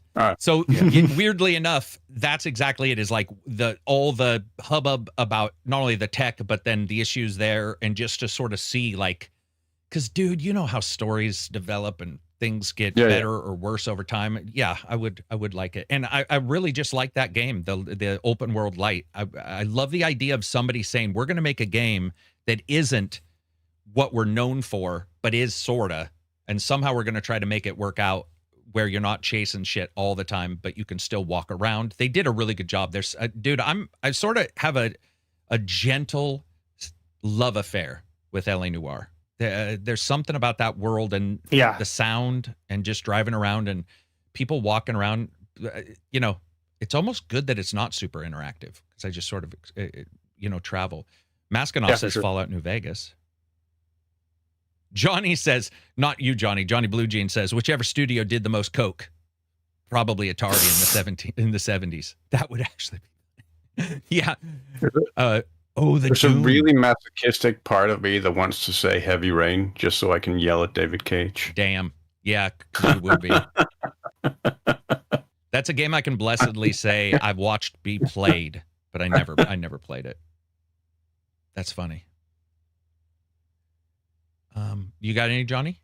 Like a game you would love? I always think about the people who create really good puzzles, like Portal. You know, these types of games where The Witness, you have Blueprints. Yes. Yeah. Indiana Jones had some good ones. Definitely. Where you have to create something that makes the player feel clever when they figure it out. Right. And doesn't feel cheap. It's kind of this weird balance, you know, because you have to make it easy enough so they can figure it out, but not that, like, you know, it feels cheap when they do. So I think that would be really interesting. Just get a sheet of paper and start like drawing out some some ideas, like you know? some ideas for puzzles and stuff. Detroit Become Human. I would love to be a voice actor in that. Early Bethesda. Woodpit says. See, I was almost thinking early Sega Saturn. When they knew that their system, it had some caveats to it. It still did some stuff great. They made some amazing games for a lesser system, a system that wasn't as popular. And I love that system. And I'm a huge fan of like old style programming tech and tricks where somebody's like, hey, we figured out if we move the register. Just weird shit. I love that. John Carmack, honestly. Yeah, I know he was a dick. I mean, he's open about it. John Carmack, like, is pretty open now that he didn't. Hard to deal with. He was hard to deal with because he was good.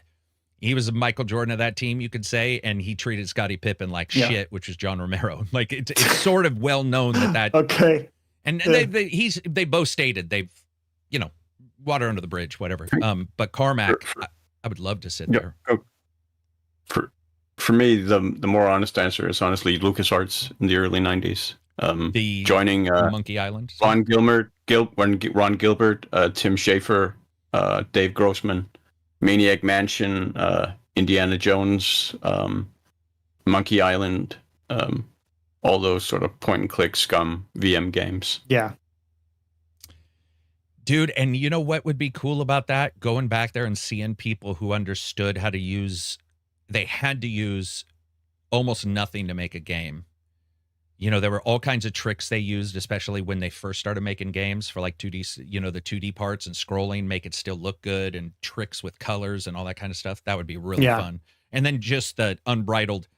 Tim, I would love to interview Tim Schafer because he scares the shit out of me. I've played some of his games. He's got some weird ass shit in his games. The first part of Psychonauts 2, I'm like, dude, what? And it's low key. Yeah, Grim Fandango. It's weird, low key shit. Like, people don't talk about it as much. They talk about, like, let's say Kojima. But it's like when you play a Tim Schafer game, there's almost always Psychonauts, I guess, is definitely an example. But you play it and you're like, damn, there's some weird shit going on. Like, there's some weird, whether it be treating children like war machines or the tooth level in Psychonauts 2, where you're like, he's kind of video gaming Tim Burton, I think. I would agree. Not just because of the hair, because I think it's an easy parallel to draw because they both got the wild little bush hair. But I absolutely. It's the feel too, like about the storytelling and it. It's the Nightmare Before Christmas feel. Yeah. I mean, and you see it in the character designs in Psychonauts, even the weird slightly gothic movements. Yeah, gothic. But also uncomfortably shaped characters. Like when you see a character's head for a while, you're like, oh, this is my character. Then you start looking at their body proportions. You're like, what the fuck? Like, this guy looks all kinds of ghoulish, and messed up. That shit's great. Yeah. What else you got, Johnny? This one, a couple of food questions here for Carrot. So this one from May Nagel. What's your favorite sandwich?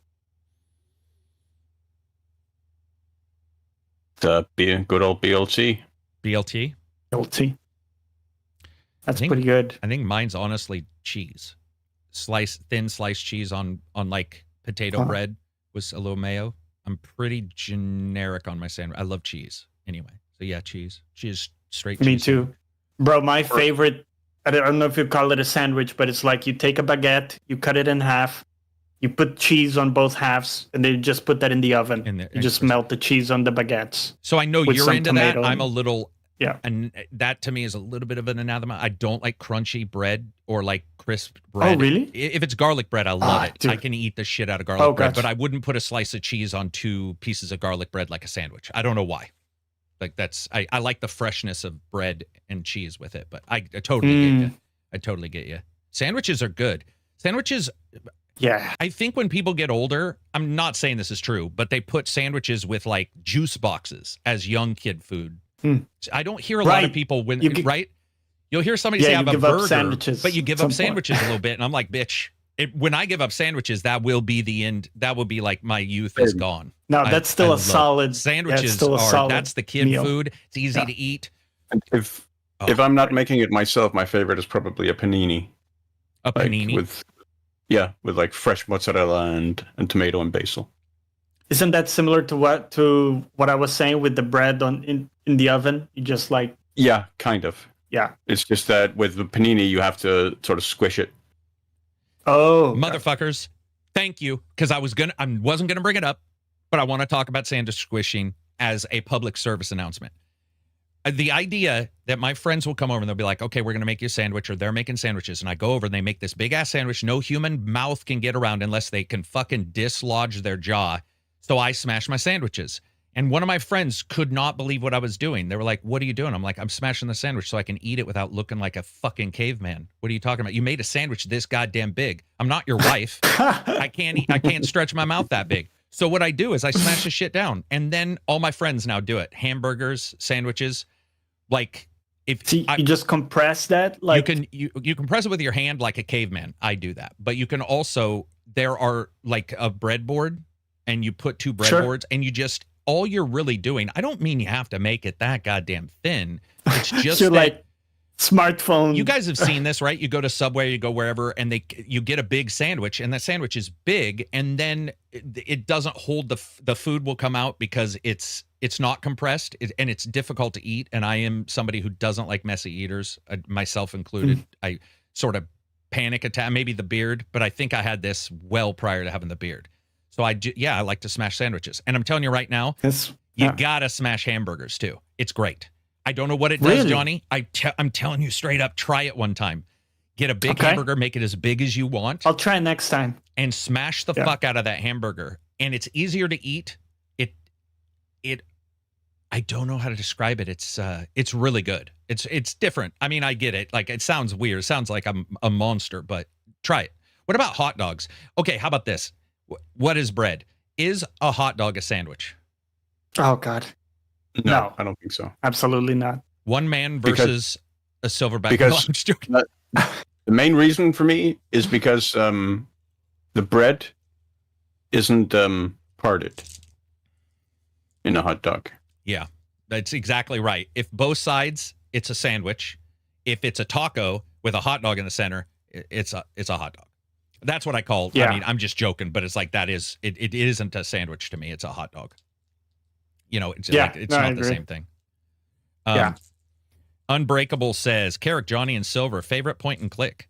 I hate sandwiches, never eat them. I eat things like frittatas or dal, D-A-H-L, or pasta and chicken for lunches. I got sandwich fatigue growing up.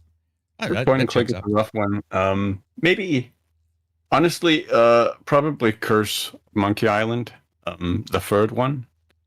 I just remember that game completely blowing me away at the time. In like what would have been 97, I think. Is it the seagull one? The humor of it. No, seagull puzzle. It's the one that's basically animated as a cartoon, similar to Full Throttle. Man, you reminded me. The one where Murray appears makes his first appearance. The Talking Skull. The Talking Skull, dude, that's awesome. I just find that game uproariously hilarious in so many sections of that game, including the map. Like, it has the most that game has the most amazing puzzle for how to get the map to where you need to go from the starting island, where you have to get a person, because there's a person who has the map tattooed to his back, so you have to get him sunburned as he's lying on the beach, and then you have to peel the skin off him. So gross. to get the map. So gross. But I agree with you. That one was great. I would say, let me read this. He says favorite. Okay, he doesn't say best. My favorite one is not the best. It's the Adventures of Willie Beamuth on the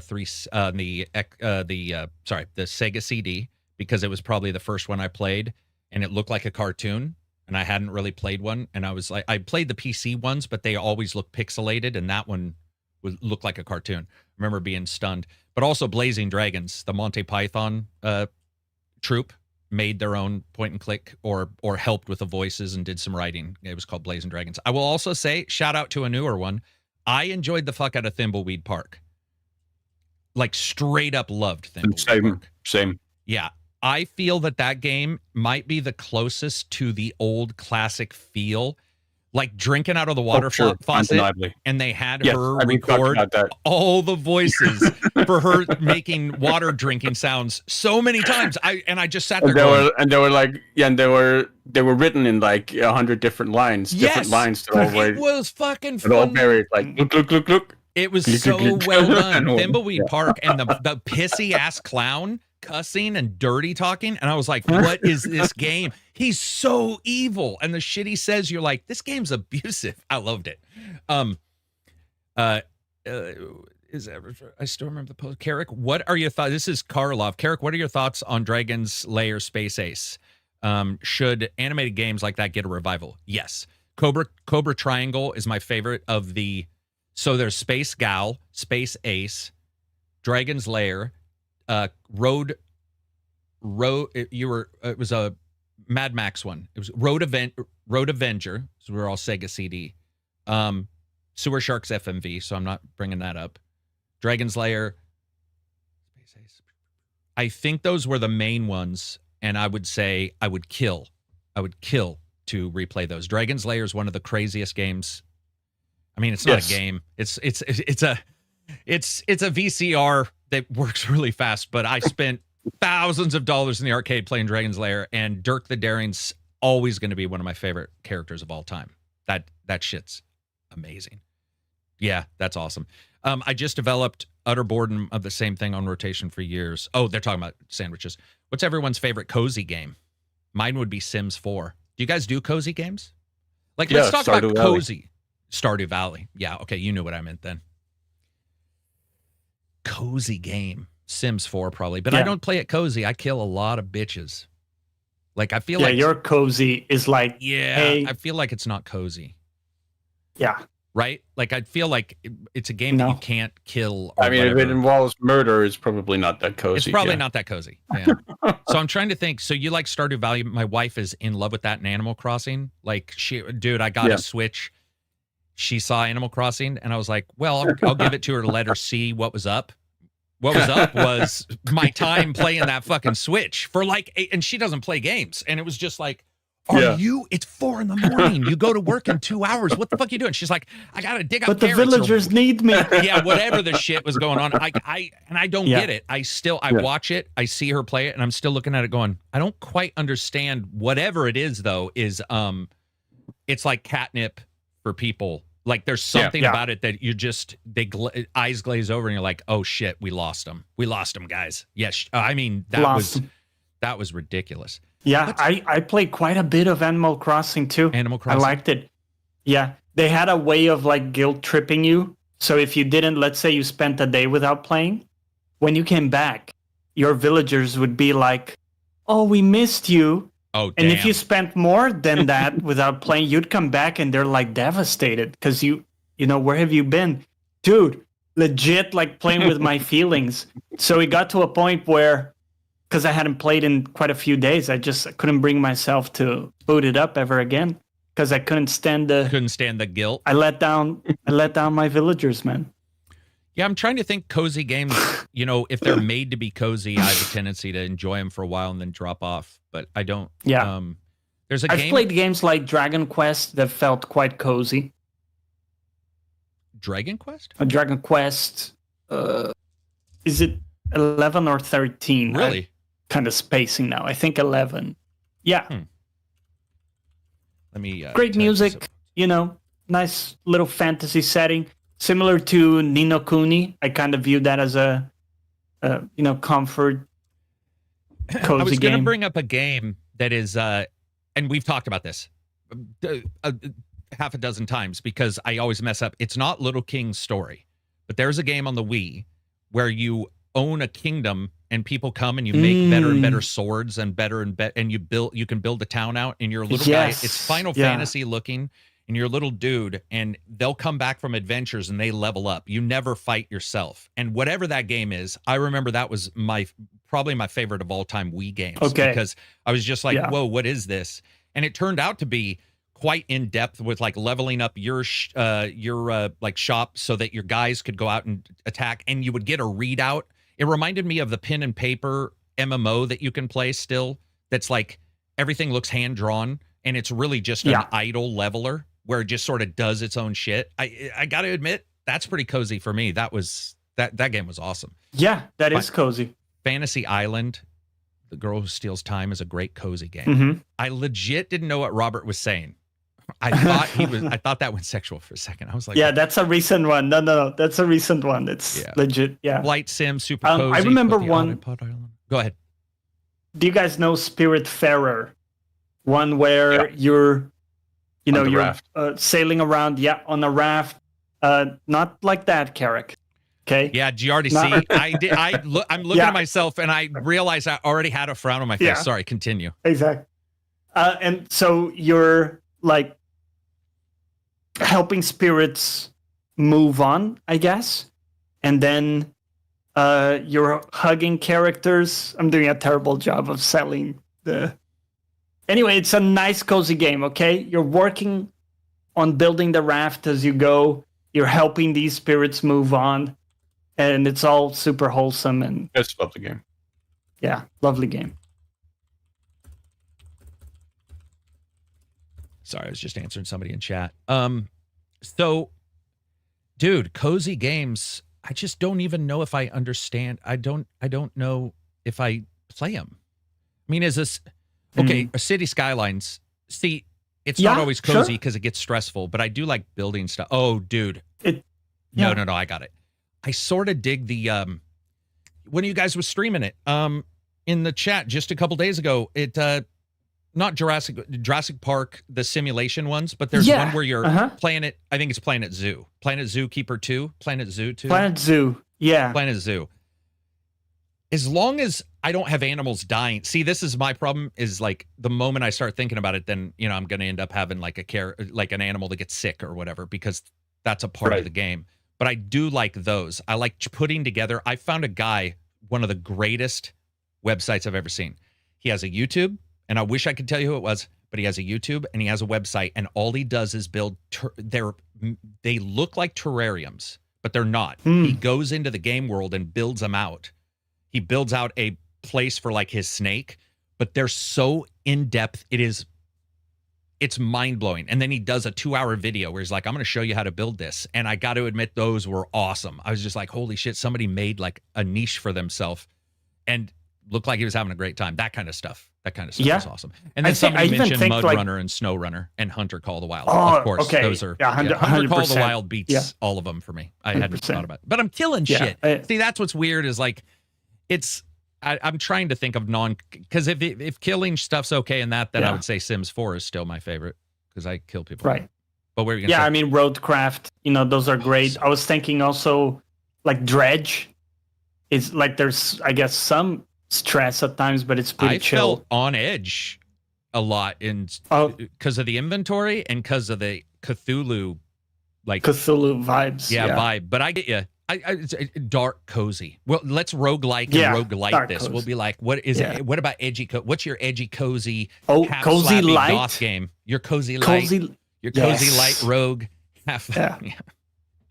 What else do we got before we wrap this up? We were being asked, what is your favorite fruit? I think I'd have to go with pears, says Knucklehead. Maybe pineapple. Hard to choose. Happy Friday. Happy Friday. What about you, Silver? Oh, sorry, or Johnny. Lemon these days. Did you say lemon? Yeah. Mine too, by a country mile. I thought you were making a joke about your friend Lemon. Oh, I mean, both applies. He is a fruit. He's a weirdo. He's a weirdo. But lemon. What about you, Johnny? If I have to pick a single fruit, probably raspberries. Raspberries are great. I love them. Love raspberries and blackberries, but lemons trump. Yeah, lemons are awesome. Lemon with salt on it, it's so fucking good. Yeah, I like fruit though. I mean, grapes are great. We're using the peel from the lemon as a spice to put on something else. Yeah, never been that good at like using the unused for using for something else, which is quite smart. So I haven't done that, but I've seen it a lot of places where you go a little shaved lemon. Lemon peel on food. Yeah. Lemon peel. Any others, Johnny? It's also where most of the vitamins and stuff are. Yeah, for sure. For a lot of fruit, that is exactly what. Yeah. It's also for some fruit where all the toxins are that it stops from getting into them. So you never quite know. Yes. So if you are going to eat that, make sure it's like ecological or none. Yeah. spread. Yeah. Any others, Johnny? I think we got all the questions here for today. First of all, before we wrap it up, I want to say, if everybody gets a chance, if you listen to this on Spotify or iTunes, make sure you give it a review. If you're watching at the end of this and we get done, if you can leave a comment, I would appreciate it. Only 7 or 8 of you left a comment last time, which is completely unacceptable if you got this fucking far. You absolutely should go there. Otherwise, Johnny's going to come to your house. I don't know what he's going to do. I will not. Wow, you just... And he looks exactly like Max Payne in Max Payne 3 He does right with now. the shirt. With the shirt, Yeah. He does look like Max Payne. What the shit is going on? Did you... What the hell? You do. You look just like Max Payne. Have you played Max Payne 3, Johnny? Yeah. Did you like it? Yeah, I did. A lot of people consider that one of the better... Definitely. Really? Man, I had a hard time with that one. Yeah, definitely liked it. I would love to see that remade. Steven's super chat, $2. Happy Friday. Oh, and 4th to my U.S. bros and sisters. Thank you very much. It is. We're going to smash some fucking burgers, man. It's going to be fun, I think. Okay, pretty hot walk here. me through the smashing. Are we saying like literally just punching it down or more so gentle pressure? More gentle. More gentle. Okay. It really Because isn't. smashing sounded... Yeah. And it's not Sort of supposed to be violent. anything crazy. It's not like a goofy story. It really does make it easier to eat, which I think is just 99%. Yeah, it's like more tightened in. Yeah. Yeah, I get that. Yeah, especially with all the stuff on it. If you do like other stuff, I'm a green pepper, onions. I don't like a ton of stuff, but I like enough stuff that occasionally, if you put them on there, they can fall out when you eat it. And I don't know why that frustrates me. I have a weird, very peculiar frustration. With Well, I don't food like stuff. it either. If I'm eating and stuff is falling down. Like, No, but I mean, well, maybe you are like me. I've heard you get frustrated before at things, so maybe you are like me. I get actually frustrated, like mad if food comes out of food. Like, if you're eating something and stuff falls out, I get actually mad about it because it's just messy. It's gross. I don't know. You know me. I'm not into that kind of shit. SBZ, $5 super chat. Today has been very boring at work while others are enjoying their day off. So thanks again for the stream. Yeah, thank you. Appreciate it. Let's see. They're making Max Payne 1 and 2, Necro says. Bitlerist says smash burgers are great. See, I've always felt like even in here with you guys would think I was being me and I was just doing something stupid, because I know you do. Everybody does. Everybody's like, that's probably just a characterism. But you're noticing here, for whatever reason, the smashed thing isn't talked about, maybe because people think you're like if somebody were to make it for you, you're disrespecting somebody. But to me, it's better than being frustrated and not want to eat it because it's messy. I feel like that's, I don't know. Well, let's see. Hopefully things improve. It's the 4th, but not such a happy one right now. Grapes are so good. Yeah, grapes are awesome. Fruit for me is strawberries. Have you guys, when you guys eat strawberries, I always get bothered because there's always a tartness to some of them. And I sort of like strawberries are really sweet, which is like really hard to get right. Here we have a tradition of eating strawberries with milk and cream in like a bowl. Absolutely. Oh. But so we do milk and cream, admittedly, because it's America. We do add a little sugar. Yeah, no, we do that too. Okay. I love milk. See, that's weird that you mention it, but milk and cream, usually cream, it's better in strawberries than milk is. But yes, we did eat that when I was growing up a lot because we didn't have the money for ice cream or whatever. But you can get here. It used to be called Women, Infants, and Children. I don't know if they still have it, but when you're poor, the government would give you like cheese, meats. It would take care so my mom could go and get different foodstuffs, and occasionally. I don't think you get it all the time, but occasionally you get fruit, and you would get cream because it's considered high fat, and it was actually not a gratuitous thing. And that was so instead of getting ice cream, you would get fruit, cream, sugar, which are all staples, and that stuff is good. Yeah. Yeah. Oh, yeah. Very easy to eat, too. Especially on like a summer day.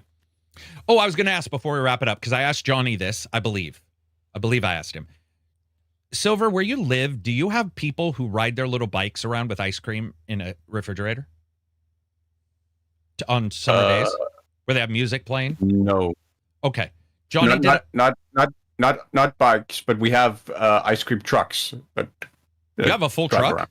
Like a refrigerated truck that drives around, delivers ice cream with a bell and everything. With a bell. Oh, and it plays, does play the music, like the tick or whatever, so you know it's there. Doesn't play music, just rings the bell. Dude, you live in a weird place where they're like, bitches, you find me. What the fuck? Your ice cream truck is hiding? We go to Silver's place. The ice cream truck is waiting over there. Be like, these kids are going to work for this. Because it's just ringing the bell. So there is at least a sound. Where it is. Okay. Yeah. Okay. And then Johnny, we did talk about this, right? I feel like we did. Yeah. And you do have. Yeah, we got both. We got bikes. Both. We got the trucks. And it's funny because the trucks have this melody. You said. And I can't figure out if it's like this standard melody, like if you're an ice cream, it's the melody seller. Everybody has to. You can't have like one. Can you just choose your in the background? Can you play like "Stairway to Heaven" as your ice truck? I'm getting it. The reason why I ask Silver is because when Johnny and I were talking, where I live, I was panicking because I wanted some ice cream, and I got halfway there and realized I had no cash. I just had a card. And I got confused in my brain going, do they have card readers? Because I'm thinking of a guy on a bike. I'm sure they do. But at the time, I panicked because I was like, oh, fuck. And then we got on a discussion of, do we have any money on our person? Cash. And we were trying to figure out the last time we had like a dollar bill. And it's been ages for me. Do you carry? Yeah. Do you carry cash? Do you carry? Usually not. Me neither. I've started to lately just because of a couple of instances, there are homeless people in this area where I live who sell a homeless newspaper that is paid for in cash. So, for instance, to buy that from them, you would need money. I have a little bit of cash on me. Yeah, that's fucking wicked. But I mean, so they're right. So what are they doing? Are they going to a print? So they're like updating like where's safe or something like that and stuff like that, or just news or no, I mean it's basically a newspaper that advocates for like homeless issues, has interviews with homeless people, stuff like that. Yeah, and basically tells their stories. Pretty sweet. That sounds like something out of a most of the proceeds go to the actual seller of the newspaper, right? And then yeah, part of it goes to the organization for administrative costs for maintaining the newspaper. Bagged milk and smash sandwiches. What is this world coming to? Well, first of all, bagged milk. I have no clue. I still don't believe it exists. I think it's a fucking internet meme. Yeah, it's a myth. Bits Canadian, they have it there, and I think Flip was in there. There are a couple of people that were talking about where they have it, and I've seen it on video or whatever, but I've also seen fake UFOs and shit on video, so it's like we live in the age of AI, so all those images it's all deep faked, man. There's no such thing, but no, I know that it's a big deal. I think people find ice cream trucks a bit shady these days. I don't know. I mean, I wouldn't. I mean, I don't find it anymore. Oh, he had to go. He said to be back. I don't think I find it any more shady than any other. I mean, what would be shady about an ice cream vehicle? They're delivering. Well, there was a big plot in Dexter about a nice truck killer. Maybe that was John Lithgow, wasn't it? John Lithgow. Is it? I'm pretty sure John Lithgow, because let's circle this shit around in some weird factoids. John Lithgow also played in Harry and the Hendersons, which was about a family who took a Bigfoot in to let it live with them. That is the circle of life right there, because we were talking about Bigfoot earlier. Damn. Yep. Yeah. John Lithgow, I believe, was the killer, and I believe he was in the ice cream truck in Dexter season 2 or 3. It is John Lithgow, right? Yeah. Boom. It is. Random knowledge. John Lithgow, Damn, ice cream truck, and some trivia also right there. had to do with Bigfoot. Yeah, Harry and the Hendersons, by the way, if nobody's seen it. Heartfelt ass show. Third Rock from the Sun. Dude, one of the greatest, really uncomfortable shows sometimes, but his comic timing is brilliant. Fucking ace. All of them were good. I'm just gonna call her this because I don't know her name, Kristen something, but the huge tall girl who the military commander, I can't remember her name, but the second in command. She's awesome, man. Those were great. Absolutely hilarious, yeah. And especially her relationship with Wayne Knight. Wayne Knight. That's the cop. Oh my God. The guy Gary from Seinfeld, yeah. Not only that, but isn't he the bad guy from Jurassic Park 1 who hacks the PCs and gets killed? Yo, Dennis dude, Nedry, yeah. that's crazy, man. I forgot that was him. That was awesome. Oh, man. Yeah, I need to see that. All right, everybody. We're going to wrap this up. This is the newspaper. Just the latest What does issue. that mean? What's Hus homeless? Past the house, basically. Pass or past? Past, Passed. The house. Gotcha. And you just get that from the people. Many of them have them. Like, or is there certain, like, almost like a newsstand in a way? Like certain. No, there's no newsstand. It's basically a homeless person will basically collect the newspapers from where they print them, get allocated a certain number, and then they'll sell those, and then they'll return portion of the profits to the organization and keep the rest themselves. Damn. All right. Well, as we wrap this up, I want to tell everybody thanks. I put the Patreon in there if you guys want to support a channel that doesn't do sponsors, and you won't have to worry because we are going to disagree. And if you're okay with that, you should come in, check out the Patreon. You can hang out with all of us, talk about Harry and the Hendersons. That's about it. There's nothing else useful in there at all. It's actually pretty terrible. Henderson's, Alf, all those. Yeah. Ooh, Alf. You do know the story about Alf, how terrible it was working there? Wow. No. Dude, I would love to talk about this with you next week or next week. There are so many amazing documentaries about the puppeteer who played Alf and how evil he was. No lie, go check it out. You will not understand how something that front face, well, you will. We know how that works, but right. The sugary hilariousness of Alf, because Alf is top tier for me. Like, that is one of the greatest parts of my childhood was watching Alf. To find out how horrible it was working there is mind-blowing. You should check it out, because I think you would be highly interested in, nothing terrible. It was very, very hard to work with that person. He was insanely difficult to work with. But anyway, if you guys get a chance, check that out. Check out Johnny's channel tomorrow if he streams. Johnny Plays Live. What are you going to stream?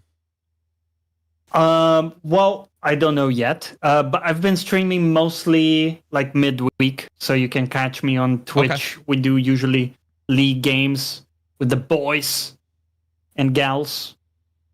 That's pretty much it for now. League games with the boys and gals sounds slightly questionable, but I mean, it is league. It's going to sound questionable. It's the 2025 equivalent of like fishing with the boys. That is true. And for me, there it is again, but so, I don't know why I got asked on a different chat. Sorry, I did that twice. If the other thing from me, you will be seeing, I got some review code for, we're on the 4th today. I forgot it was the 4th again. We're on the 4th today. I think next week there's at least one review. And then some new videos. I want to give a shout out while I get a chance, though, real quick here. There's been some people in the Patreon who've been vital in helping me adjust to like how quick people put out videos and trying to keep up and do stuff. And so if you've noticed I've been a little quieter, it's simply been because I decided to rejigger a bunch of stuff behind the scenes, take care of some efficiencies, because when it's by myself, it's very difficult. So in no particular order, let's see. Obviously, Johnny and Silver, but they weren't helping me on this. So, man, there's a lot of people. Cadiz has been very helpful. Flip Cup, Bit's been very helpful. Obviously, Void and Jay and Amudski. Amudski's been super helpful with just like talking about random stuff and giving me some. These guys don't sit there and say, "Here's an idea."